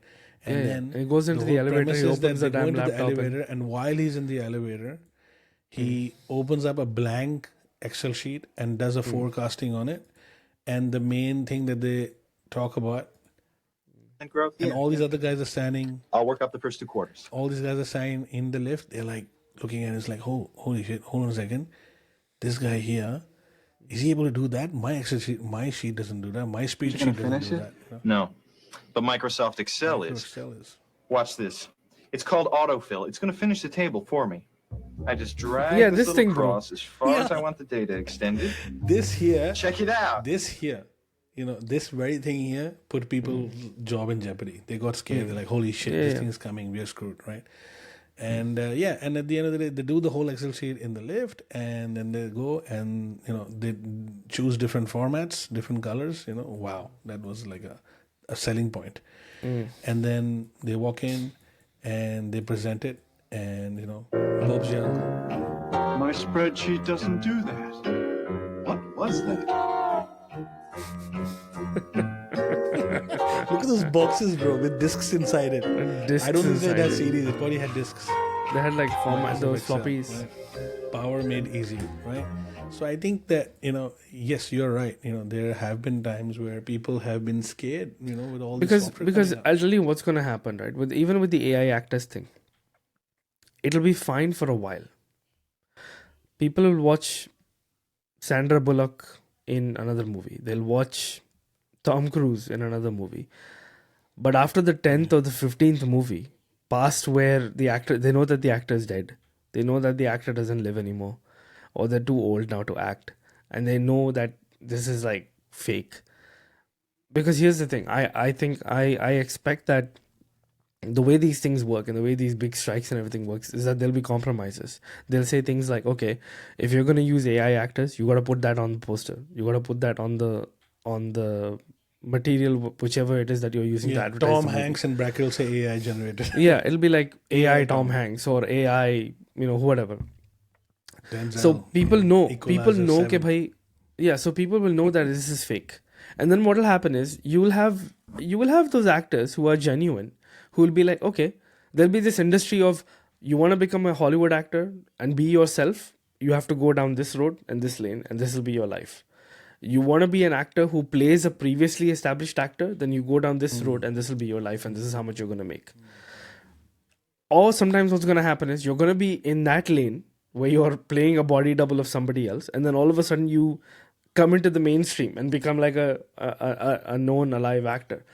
It's going to be interesting. It's going to be very interesting to see ke bhai, how this whole thing progresses. How human beings are clearly overreacting, or there's a palpable fear of AI, which, don't get me wrong, even I have fear of AI because I'm like the job that I'm doing, AI can't completely take over at the moment. Because there still needs to be a human being involved because it's a highly creative industry. You can only do highly creative things. role. You can't do creative things. Yeah, it's a highly creative industry. AI is good at repetition. It's not good at recontextualization. That's the best way I can explain it. AI can recognize something and repeat it, but they cannot recontextualize something. All right. So I think we have a couple of topics here to go. And XAI. There's biohacking. There's launch of XAI. So since we are on XAI, maybe we'll do launch of XAI and then maybe end it with biohacking. Is that fine? And I did want to talk about this little game known as Inside. Maybe just talk about it. It's fine. Just go for it. A little indie game known as Inside that came out. Could you bring up some photographs while I talk about it, from the game, because I don't want to show gameplay. I just want to show the photographs to get a... Why don't you want to show gameplay? What happened? Oh, because the thing with the gameplay is it's just one section. So I think with photographs we would cover different parts of the gameplay section to just give a overall feel as to why I've kind of felt that it is more relevant now in the post-COVID than the pre-COVID. So there's what I'll do is I'll show the trailer. Oh yeah, right? Show the trailer. Actually, you know what? Let's watch the trailer.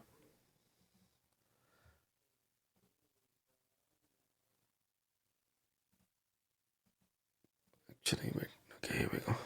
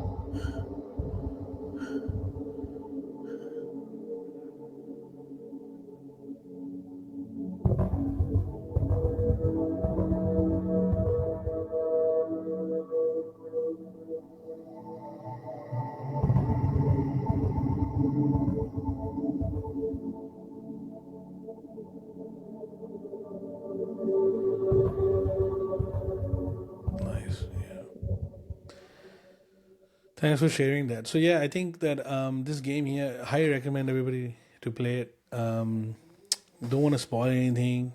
I guess we can make it a spoiler, but there's not much way you can't actually spoil the game. That's the best part about the game, because even if I describe it, it still doesn't give anything away. And I recently played for the first 10-15 minutes of the game because it's sitting on my Xbox, and it just transported me back to my memory of the first time I experienced the game, which was when I played the first game. I could definitely tell that, okay, this is like 1984 meets like a dystopian style Animal Farm, Animal Farm kind of a thing, and it's got its own unique voice, but it's definitely inspired by a lot of the, and plus I think the they're Orwellian Swedish stuff. They're Swedish and Orwellian stuff, and I think it's a Swedish production or a Dutch production, and it's a small independent game that was made, and it just it skyrocketed. I think it sold a lot of copies, and it was a digital release, I think.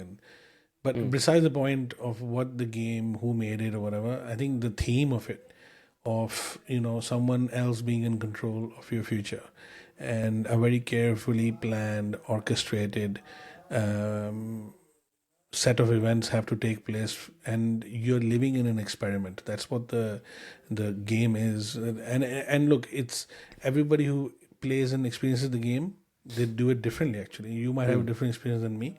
So to me, it was like this experiment that you're part of, unknowingly, knowingly, and it could be the 20th time that the experiment has taken place, or the 100th time, and you do not know which part it is. And what it seemed to me like after I watched it was very surreal and eerie at the same time, and it has a very strong, realistic experience to. Although games are not supposed to give you that feeling, it has a very simulation kind of experience. You feel like you're part of a simulation, like you're playing that kid and you're controlling that kid across the screen, and at the end of the whole thing, you kind of feel like, did the experiment fail?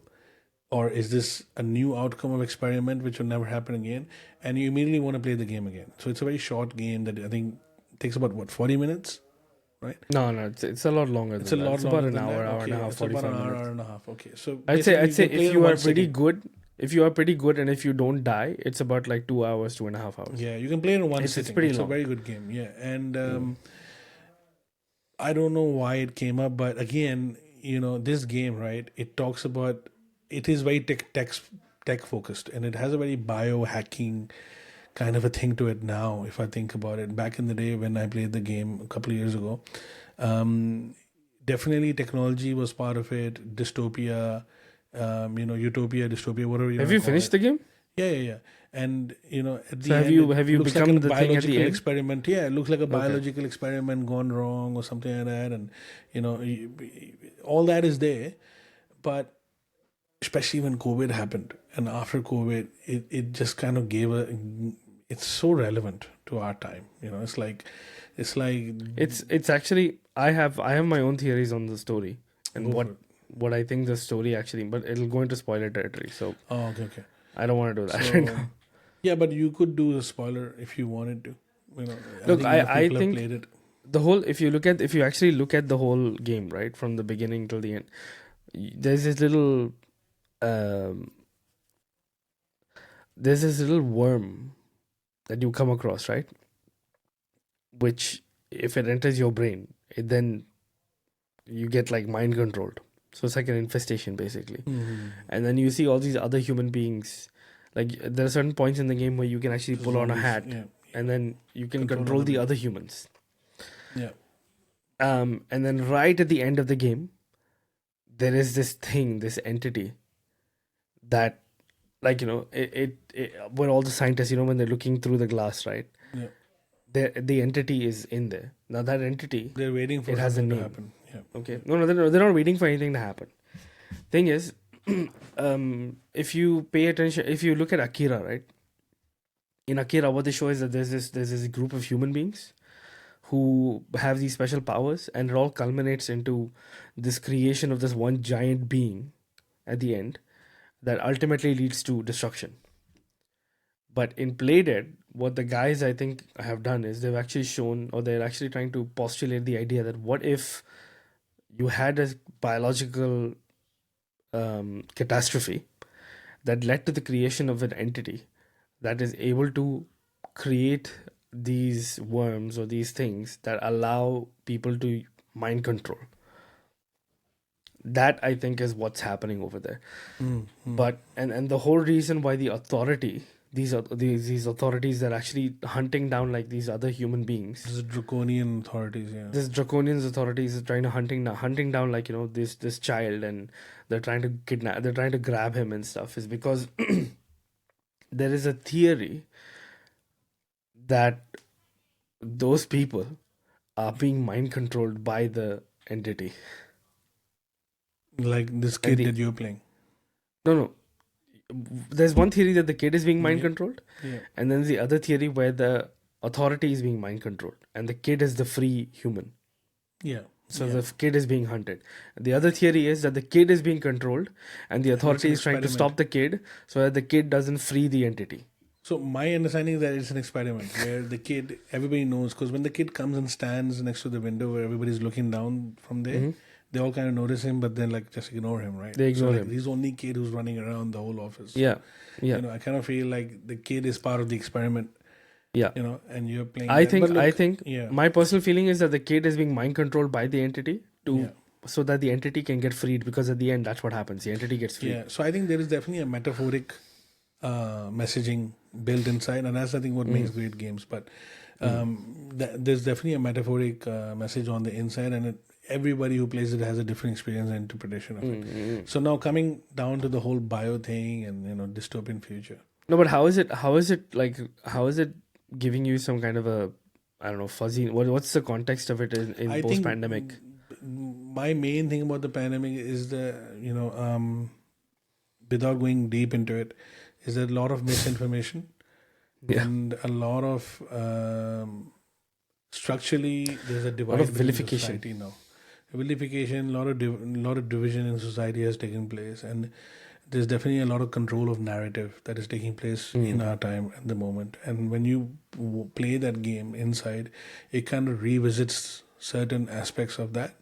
And I think that is what great art is, right? It's timeless. At any time, you should be able to open that book or watch that movie or listen to that song and completely get not just sucked in or not not in terms of immersion, but the idea is that it resonates with It reminds you of something. It brings back memories resonates of with something. you, and you can start thinking, you know what, a lot of it that I'm experiencing through this medium, through this song, through this piece of art that is hanging on the wall or whatever. And I feel like even the new Napoleon movie is going to come out with Joaquin Phoenix, right? I think it's going to raise a lot of questions, because the story is just not going to be a straight up biopic. It could be, actually, with Ridley Scott, it's like that. Stanley Kubrick was supposed to make it, but we're never going to go to see that. He's dead.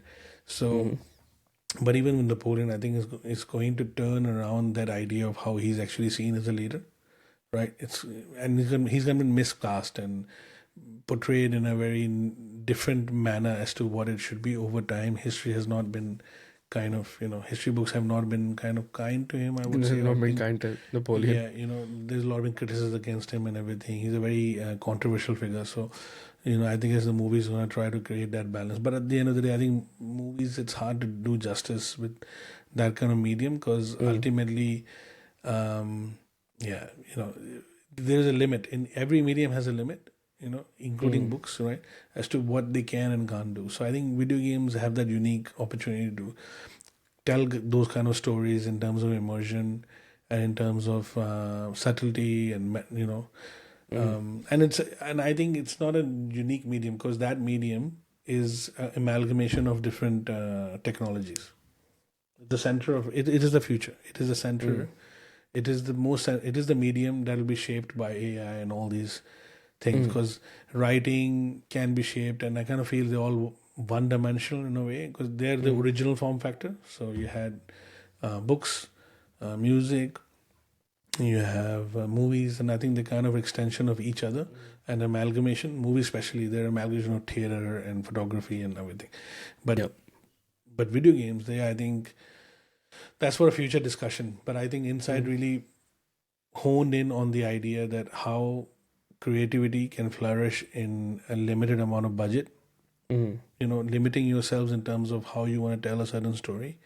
And it's actually a very good example. And how much of the story you tell. That's the other thing. And it's a very good example in terms of showing when parents say that video games are bad for you.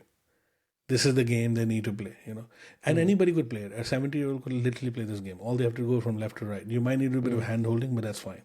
It's a great game to experience, Because when people play it who have no idea about games, this is one of those games that are the opposite of Mario. Right? So, so I think one last one, unless you have something else, and then I think we'll call it a day, end the podcast at that moment there. But I think biohacking is something that I recently started reading into and looking into. Yeah. It's very interesting. Not that I practice or believe in biohacking, but I think that this is definitely a phenomena that is going to be closely tied to chips in your body, implants, Neuralink, all that stuff that's going on. And we'll talk about XAI as well, actually. So let's, let me screen share.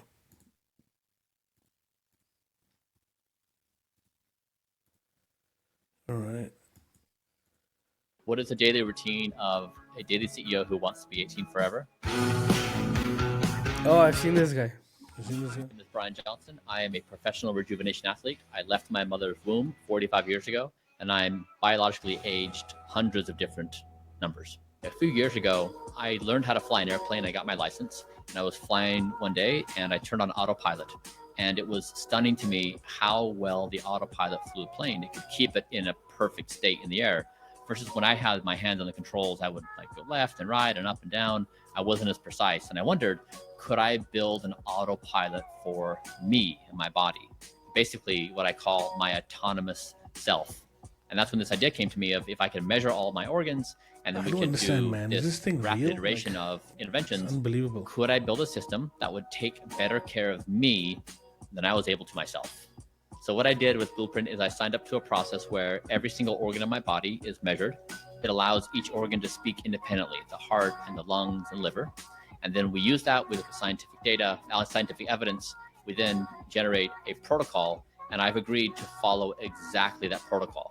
And so my body is in a closed loop improvement curve with science. My daily routine consists of probably 100 different protocols that are baked into my daily lifestyle. So I eat exactly 1,977 calories a day. I eat over 70 pounds of vegetables a month. I wake up at 4:30 in the morning and complete a morning routine that's about 2.5 hours with a bunch of therapies, exercise, nutrients, supplements, and my entire day is structured to follow a protocol that has been written based upon measuring all the organs of my body, allowing each of them to speak. I have spent millions of dollars creating the Blueprint protocol, and I share all of it for free so anybody can implement it. And even though I've spent millions, a person can implement this in $1,500 or less per month. So my breakfast consists of broccoli, cauliflower, black lentils, mushrooms, garlic. That's food ginger. that my food eats. Second meal is a nutty pudding made of macadamia nuts, walnuts, flaxseed, berries. And then my last meal of the day is vegetables, berries, nuts, seeds. Where's all the meat, bro? And then in between, I have Where's the 15 steak? grams Where's of the eggs? 100% dark chocolate and 30 milliliters of extra virgin olive oil. And that all adds up to 1,977 calories. The easiest change in my diet, counterintuitively, has been the discontinuation of self-destructive behaviors. So eating too much, eating the wrong kinds of things. I didn't smoke, but smoking or excess drinking, things that accelerate my aging and disease. And ironically, removing those things from my life have now become the simplest thing to do, because I now look at those as absurd things to do as an intelligent You're being. absurd, man. Alcohol is allowed. I used to drink 3 ounces of red wine a day. I stopped Maybe, doing maybe it just because gave up I alcohol, couldn't man. Maybe that's what afford the fixed 74 everything. calories in You the know? 3 ounces of wine. A lot of people suggest that or assume I must be a miserable person or have no joy in life, or that they just wish I understood their joy of donuts and soft drinks and pizza. And I have to tell you, I've never been happier with food in my entire life. I've never found more joy in food in my entire life. I'd say everything I eat. Do I have a daily exercise routine? this fella Yes. here- It's 1 hour a day. It's 35 different exercises. This Friday, he actually transfused his son's blood into himself as well. So, and it includes also a machine called a high frequency electromagnetic stimulation device.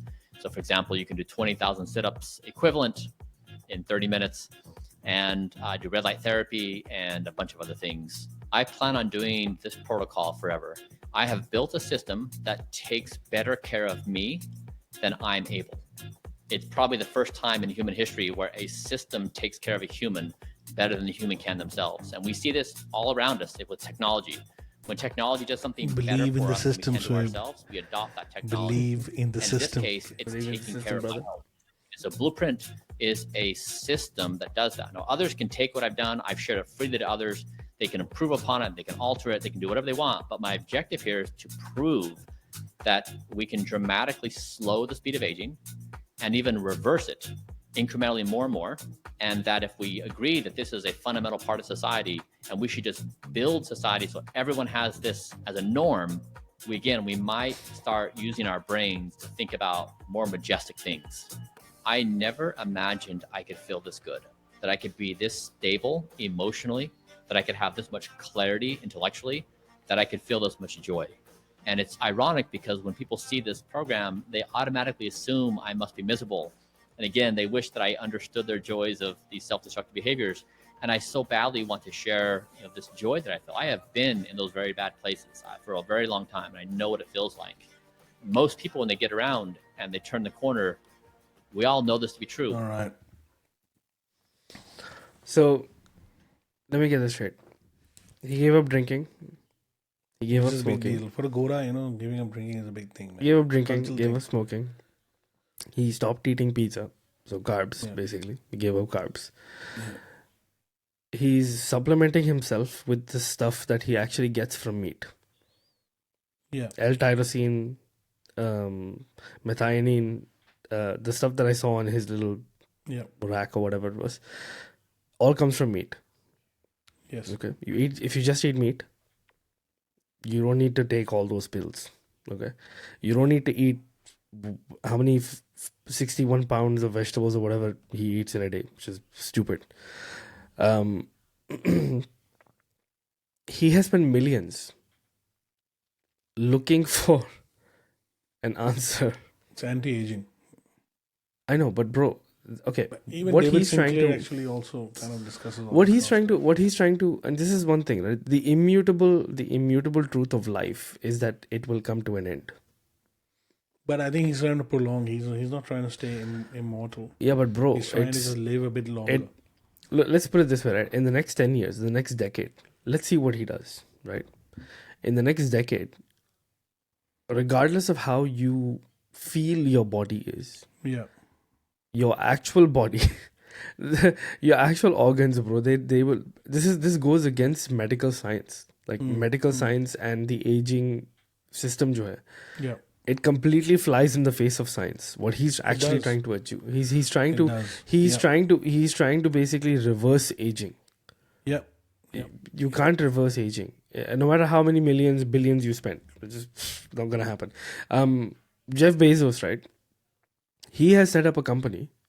I forgot what the name of the company is, but he set up a company where he spent billions. This guy spent millions. Jeff Bezos has spent billions trying to discover the answer to death. Okay, this guy is just going aging. Jeff Bezos has gone directly for the real thing, death. Like he wants to avoid death. Yeah, it's all futile. You're gonna die. I think he's also trying to. He's maybe trying. He being a former millionaire who had, I think, a payments company or whatever, made shitloads of cash from that. Maybe he's looking for his next business venture, which is. Could be. He needs to be the central part of that product. I mean, to sell the product, he needs to be that. You told me just now that he actually transfused his son's blood into himself. Yeah. That is a huge thing.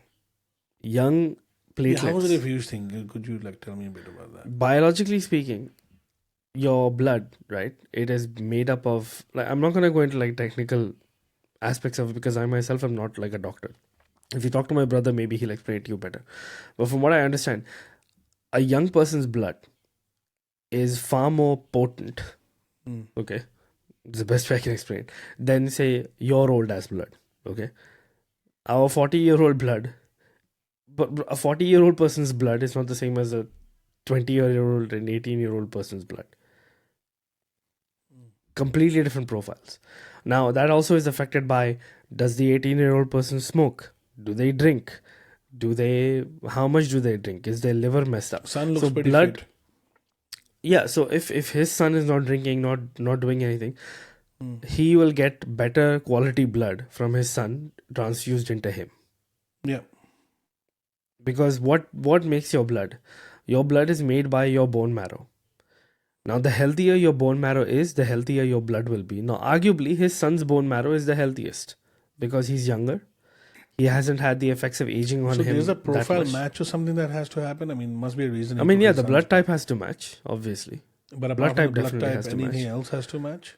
No, blood type is the only thing. So he could have basically gone on the market and took anybody's blood, right? Why did he take his Pretty much. Okay. See, but that's another market. Now, blood type stuff, blood transfusions, it's actually a market.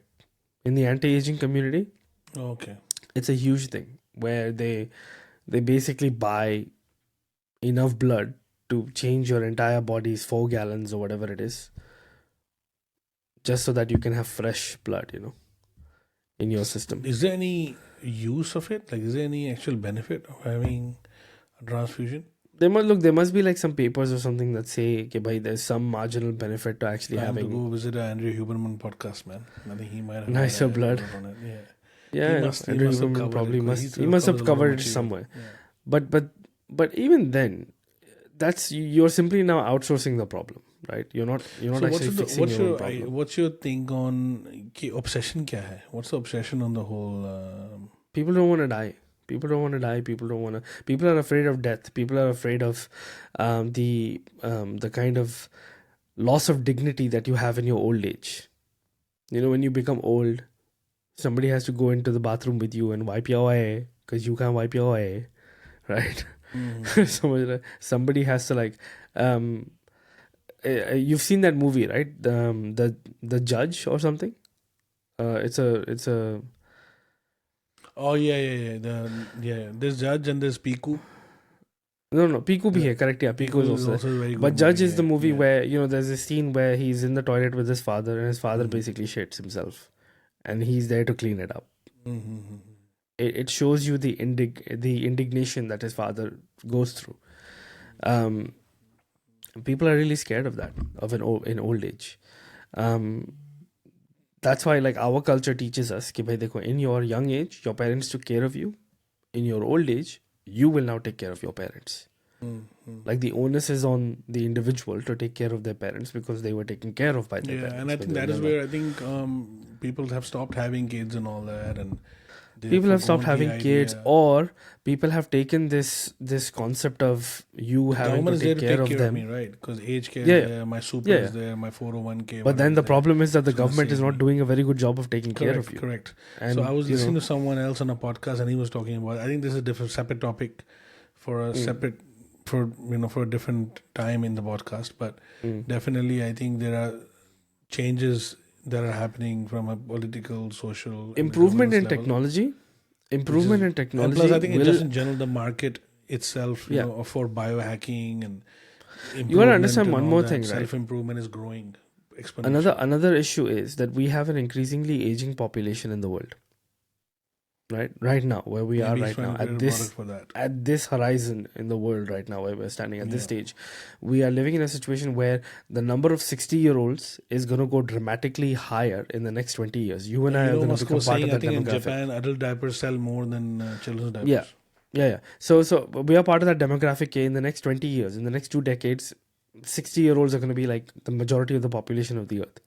So how do you build a product that will actually appeal to the vast majority of people on the planet? Well, you build a product for 60-year-olds. If you can tell a 60-year-old that if they take their millions, or if they take their $1,500 per month, which is in this economy is like an absurd amount of money, you take that money and you forget about your children, you forget about your wife, you forget about your family, you spend all that money on yourself, and you can possibly become 40 years old. If you tell a 60-year-old that, bro, it's the best thing for a 60-year-old. The 60-year-old will be like, yeah, I'll follow this, mate. I'll do this. Rather than coming to the conclusion, okay, look, I'm 60. Life is not going to be that great for a long time now.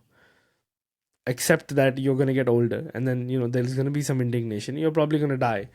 If you accept it, rather than having to fight it, I think you're better off. Now, yes, technology will come along that will make that whole transition from 60 to 80 or whatever. But sweet, I want to live forever, man. You're telling me that I should not die? Come on, man. That's like, I'm telling so many you. Things to do. Got so many things I'm to telling conquer. you. I gotta get a job, get at my 5th house, amass exactly. all this money. Get my 10th house, buy my 50th Lamborghini. Yeah, it's like, I've got what I'm trying to tell you. You gotta change the world, right? Like, you gotta change the world. Got all this money I need to make, man. Life with the change, bro. Life with the change, Life with the change. Life with the change, na? Yeah, exactly. So you're telling me that, it's like, you're telling me I shouldn't live forever? Like, I'm not telling you anything. If you want to die, then go for it. I'm not telling you anything. History is telling you all this. Dude, if this guy can come up with a pill, and he being the embodiment of the evidence of it, that you pop this pill up your A, like a repository, every night before you go to sleep, suppository, sorry, suppository, up your A, and then you're going to grow 10 years younger, or your rectum is going to be of an 18-year-old, or your organs are going to be of an 18-year-old. Yeah. Why not, man? Just for like... Bro, I'll tell you one thing. I'll tell you one thing. If you and I...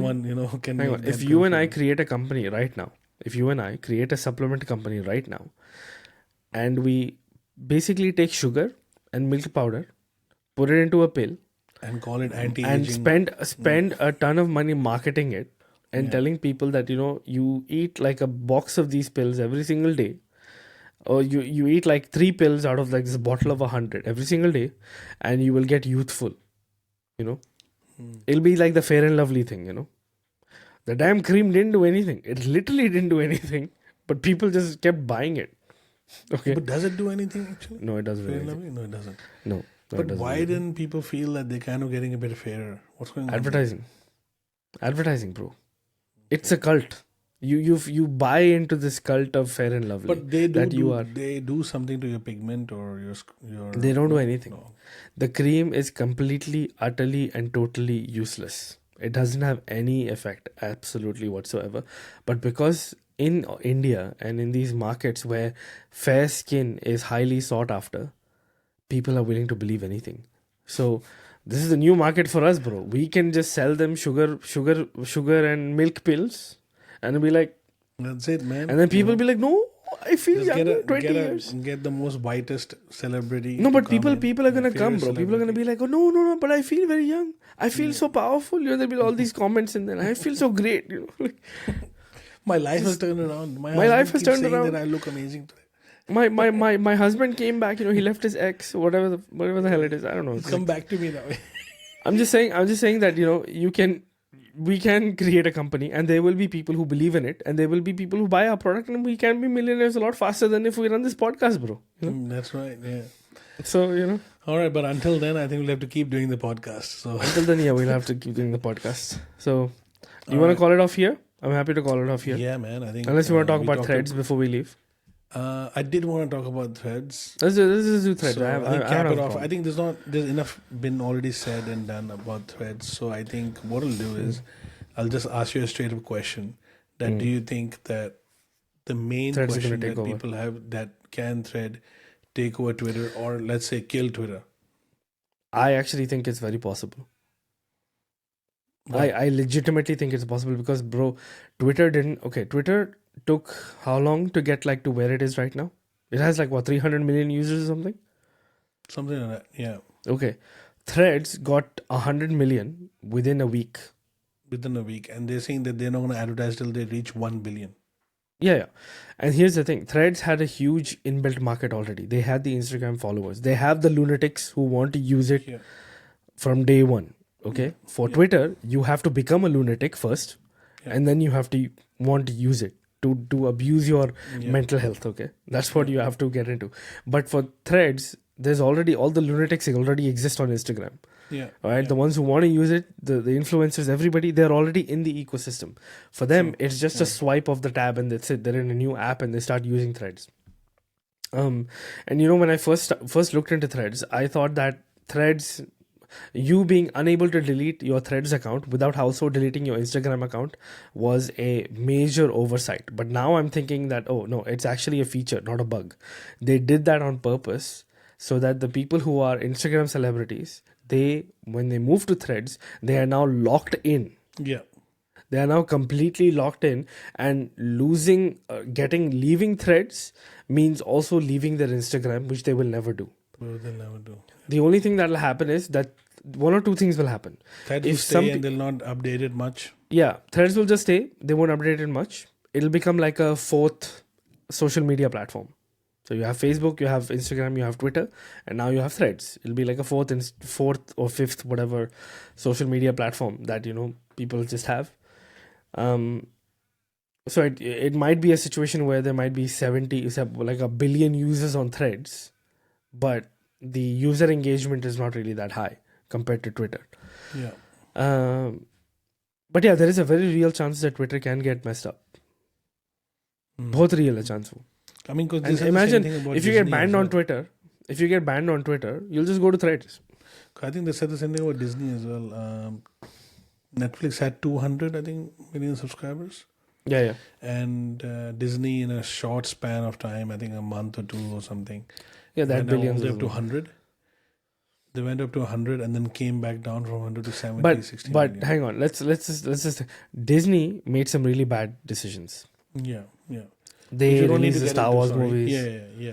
They released some really bad television shows. They made a lot of bad decisions. Yeah. They made it wasn't, bro. It's not even like they made one bad decision and then they made a few good decisions and then they made another bad decision. It was bad decision, bad decision.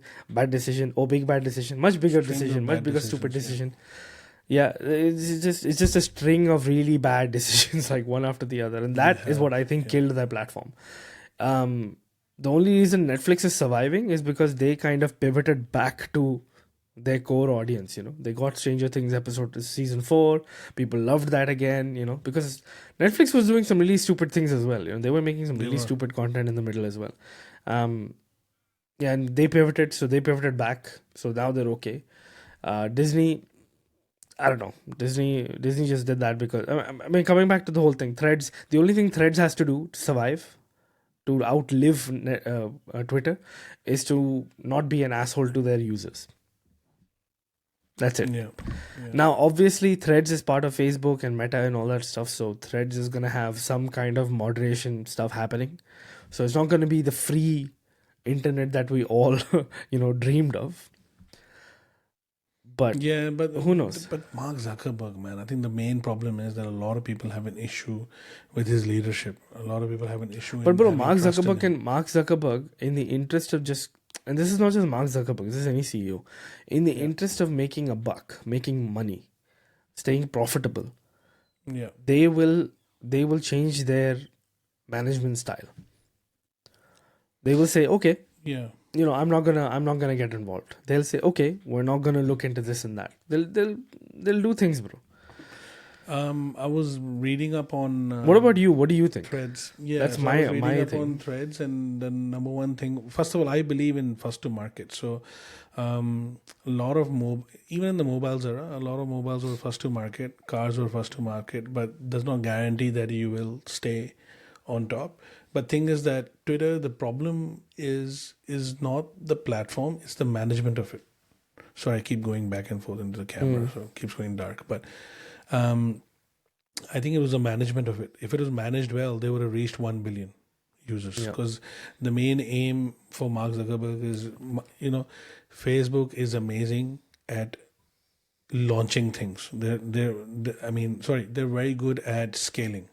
They have one thing that they've done is scaling. So they can take any app, and if they want to get to 1 billion users, they will do it. They did that with Instagram. They did that with WhatsApp. They've done that with all of the things they've ever launched, whether it was Facebook Marketplace, whatever. They're able except to get except for Quest. Except for Quest, I think. So they've been good at taking social media apps, launching them, and getting it to scale. They're very good at scaling, and they do it in spades compared to any other company. So I think Threads reaching 1 billion, I think is going to be a stiff competition, because the issue is that, what Mark Zuckerberg cannot guarantee, which Elon Musk can, is censorship. There's no they're not going to censor the left or the right, or they want all voices to be heard as long as they're not preaching violence. Who? Sorry, Twitter or Threads? Twitter. Mark Zuckerberg, there's no trust there. They will start censoring shit. The problem with Facebook and but bro, maybe that's what people want. So you'll have all the lefties go to Threads and all the righties. A lot of people left Twitter. Yeah, so a lot of people left Twitter, and I think that's what he's banging on about, right? So he kind of feels, okay, it's becoming this place where basically Facebook and Threads, like, so you're gonna have like the right side. You're gonna have all the lefties are all there. Yeah, you're gonna have the lefty side of the internet, back into Twitter, and you're gonna have the righty side of the internet. Correct. The right wing people are coming back into the business now. Onto the platform and using it. They are the lefties who, have strong opinions. They can go to that place. But the problem is that, let's say if you're right wing and, you support something or believe in certain opinion that, the majority of the government and, establishment does not believe in it, what's going to happen? They're going to censor you. If they don't censor you, they're going to just demote your your post. Your post will shadow come ban up you, in the feed. Yeah, shadow ban. I think that's a good one. That's a great definition. So remains to be seen, but I think it's a carbon copy as well, bro. It looks exactly like Twitter. Substack. I mean, it's not surprising. It's not surprising. Look, when Twitter fired like those God knows how many thousands of people, where do you think? I mean, come on, man. Mark Zuckerberg was probably just sitting like, like he was just sitting there. Like I can just imagine, like a natural. He's very awkward on camera, so there's a natural distrust of whenever someone asks him a question. People call him an android, right? Sounds very nefarious. Yeah, people call him like Android Zuck. They basically think he's a robot, like he's been replaced by a robot or something. I mean, it's kind of. But think about it. Like a major tech firm fires like a lot of its senior and leadership staff, people who had trade secrets, who knew the trade secrets. He fires them. What do you think is going to happen? They're obviously going to either go and create their own company in direct competition to you, or they're going to go and work for the competition who will pay them a shit ton of money. It's pretty obvious. Yeah. So let me. If I was Mark Zuckerberg, bro, I would have been standing outside Twitter headquarters, but like, come work for me. So this one here, we're going to zoom in a bit here. So this is the XAI launch, right? So again, it all goes hand in hand. Like all these, billionaires, they're launching their different platforms to gain market share. XAI is going to be the real OpenAI, right? Like the true OpenAI. Correct. So some guy has done a good job of recapping it. So I just kind of grabbed that post and brought it in here. Just being conscious of the time. What's his name? Thank you, Ed. How do you say? Crassus. Ed Krasenstein. I would say thank you, Ed Krasen. I think I'll just call him Ed Krasen. So thanks for that, mate. Not that I think he cares about our first podcast and we sharing anything from there, but thank you anyway if you're hearing this. So, give me a sec. Yeah, excuse me. So here, basically the recap is the founding team was on hand to introduce themselves. And I must say it was impressive. They had very strong backgrounds in DeepMind, OpenAI, Google. So they're from all over the place. Elon Musk said that the goal of XAI is to build a good artificial general intelligence with the purpose of understanding the universe. Right. So he's going for the science. I think it's more science based and mathematical science based basically. I think so. Musk said the safest way is to build an AGI that is maximum curious and truth curious, and to try and minimize the error between what you think is true and what is actually true. So for truth-seeking, superintelligent humanity is much more interesting than not humanity. So that's the safest way to create one. Must give the example of how space and Mars is super interesting, but it pales in comparison to how interesting humanity is. So I think science. So he's trying to create an AGI with human beings being the fascination target, basically. Yeah. We're basically. So it's an AI with a human fetish about humans. Yeah. Correct. Human fetish. Musk said there is so much that we think we understand, but we don't in reality. There are a lot of unresolved questions. For example, there are many questions that remain about the nature of gravity and why there is not massive evidence of aliens. He said there is no evidence of aliens whatsoever so far. He went further into the Fermi paradox and how it's possible that the other consciousness may not exist in our galaxy. If you ask today's... Actually, I keep hearing that Fermi paradox. I need to find out what that is. I need to understand what the Fermi paradox is. I keep hearing it so much. If you ask today's advanced AI technical questions, you just get nonsense. So Musk believes we are really missing the mark by many orders of magnitude and it needs to get better. Yes. XAI will use heavy computing, but the amount of brute force will become less as they become to understand the problem later. So there's a co-founder, Greg Yang, and said that the mathematics they find at XAI could open up new perspectives. So I think it's very science-based research and all. Say that you can't call anything AGI until the computer solves at least one fundamental question. He said that from this experience at his experience at Tesla.